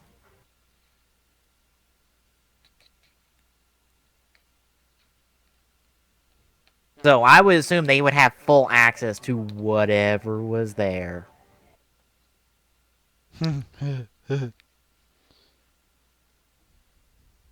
Jeez. But that's my quick draw. Tommy, what's yours? Well, as things fall. Yes. Well, mine is actually going out to a Halo 4 event that is going on over at Fraggednation. Right now, the first qualifier is in signups. But Halo 4 is having a 1v1 tournament. There will be 3 of these coming before the main tournament. Each one, 1st through 5th place, can receive free entry into a prized event coming in June. The prizes are 1st place, a Hauppauge HD PVR2 game capture device. 2nd place will get 20 FN credits, which is the equivalent of $20. And 3rd will get 10 FN credits. Week 1 signups are open now. The event will be on the 10th and the 11th. Week 2 will start that following Monday and go through that Friday, with the event for that one being on that weekend, and same for week 3 on the following week. The main event will have signups open from May 26th to June 6th. Anyone that joins in on the main event will have to pay 5 FN credits in order to enter. And that event will take place on the 7th and the 8th. There is a announcement in the community announcements on the forums there with all this information and then some. I strongly suggest everyone to go check it out and sign up if you've got the game and want to try to win a capture card. Capture device. Card, device, whatever. I was also going to say, if anyone wants to sign up for this but is wondering about the device, anytime that I've streamed, that is what I'm streaming with. That's the device I'm using to capture. Like, exactly that device. And from what I understand, it is one of the best devices out there. Yeah. And just in case anyone's wondering, it is really simple and easy to get hooked up. And you are even provided with the component to do component capture. You are given a plug-in to the capture device that will take component cables. Oh, yours does too? Uh-huh. It came sweet. with the device. Yeah, it comes with it. So whether you're looking to capture component or HDMI, you can do it. It even comes with an HDMI cable. Which, just for anyone wondering, I do not have one of these. I have an Elgato, and it's set up about the same way, and I like it too, so yeah. Yeah. Plus, it comes with your capture software. It comes with the disc. It comes with everything you need to do it. To be fair, I recommend you download the other capture software that's on the website, not the capture software it gives you on the CD. I use a different capture software I got from the website. And I'm assuming it works better. Yes. It's less freezy. But that pretty much will take care of it on my end, unless you got something else to add about the card or the device. I'm gonna keep calling it a card. You know that. Yeah. You can do internal recording with it. Which that is awesome. Yeah. You don't need anything else. You can do recording with it. Even the software I use that you can download straight from the website for free. Even works in your mic. All you have to do is select the mic, so you can record audio and video at the same time with it. That's cool right there. Streaming-wise, it's about on a 3-second delay from what you'll see on your TV. Which most capture devices are. Yeah. It's not that big of a deal. Trust me, I've gotten used to it. I've kind of gotten used to mine. Which also, mine sometimes isn't as bad as what yours is. I've noticed a lot of times mine's about a second, maybe 2 seconds delay. Yeah. Except for when I was trying to stream the end of... Or no, when I was trying to stream CE this Monday, or Wednesday. That thing got hung a couple of times and it lagged it even worse. Also, if your computer has an HDMI port, or your laptop has an HDMI port, and your TV has an HDMI port, you can use this device to put your monitor, your laptop screen, onto your TV. And record using it. Yes. Because I found out I can do that with mine too. Yeah, you can totally do that. Therefore, you can give yourself a dual monitor setup with your TV. Because that's what I do. Because I essentially have an extended monitor. Now, to be fair, if you're doing this, make sure you don't have to turn that much for your monitor. Because my laptop screen and my TV are both right in front of me, so it's not that disorienting. If you have to turn around for your second monitor, you're better not having that. it. I advise a duplication. If you only have to turn to like your left or your right, just a little bit, then yeah, that's fine. But turning all the way around, yeah, no, don't do that. Yeah, because somebody had the brilliant idea for one of the computers at the college of putting it on a second monitor setup to a TV in the classroom. This monitor is up on the wall behind the instructor. Oh, God. Oh, God. I couldn't go in there and change it because it was locked by admin. Jeez. Luckily, all she had to do was run a PowerPoint, and I didn't know there was a special thing about PowerPoint when you run a second monitor with it. So, lucked out there, but yeah, don't. But yeah, you can do a second dual monitor setup with this. You can do video game capture. In theory, you can do capture with anything as long as it runs through an HDMI cable or component cables. Anything.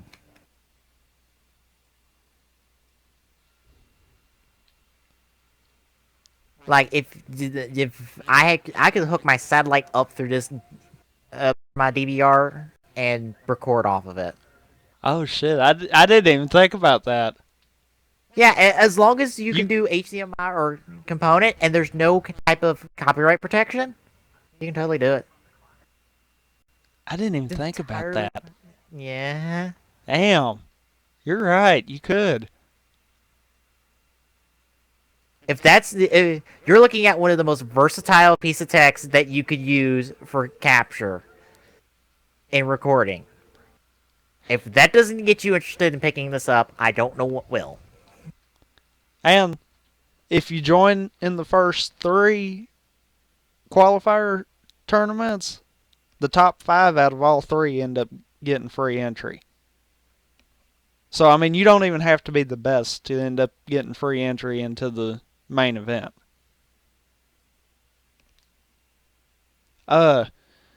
Some side notes. There are maps listed in the ladder itself, as well as rules. The rules are really simple. It's common sense stuff. The game type that will be used is the new FNV1 Team Slayer. It's based off the Game Battles one, but it is tweaked enough to be its own.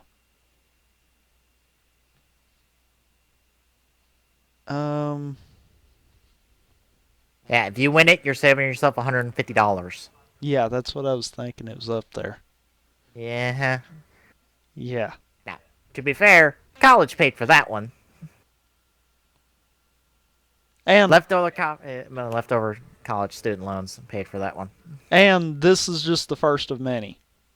If we see there is a lot of support out of this, we're looking at doing FFA ladders and the whole 9 yards with it. There is plans in the works for more events down the line. It's just we got to see what's going on with this one first. Yeah. I do believe the last I checked, we are up to 8 signups on it. I'm going to look at it as soon as I remember what tab it's under. I hate when I do that shit.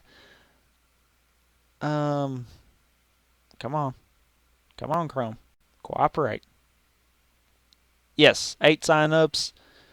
Each week it's going to have up to 64 people able to sign up.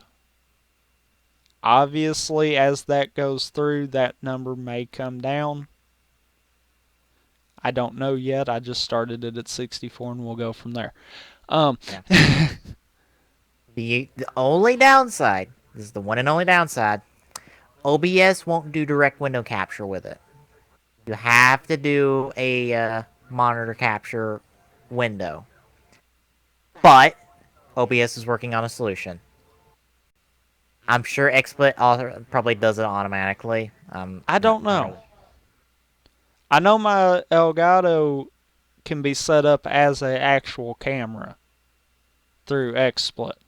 And it also can through OBS.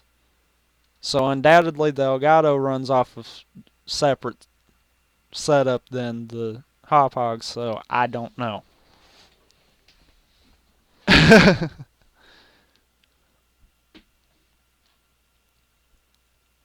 But that'll do it for my quick draw, really. And that'll do it for the show.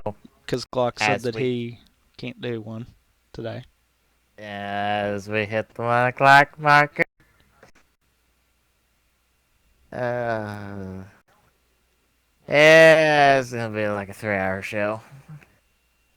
It was a 3-hour show. Yeah, it was. We started at like 9:30, so it was about a 3.5 actually. Fantastic! I come back and we almost do a 4-hour show. Prep for E3. Oh God. Well, for Glock and for Tommy, I'm Peace. Good night, everybody. We'll see you technically today over on the TGSR YouTube page for a continuation of Wizard, because we've left that alone for like 2 weeks now. Yeah. It'll be good to get back to Wizard. That's for sure. Yeah. Good night and good morning, everyone. As always, you can find the Gaming Saloon on our site at tgstgsr.org.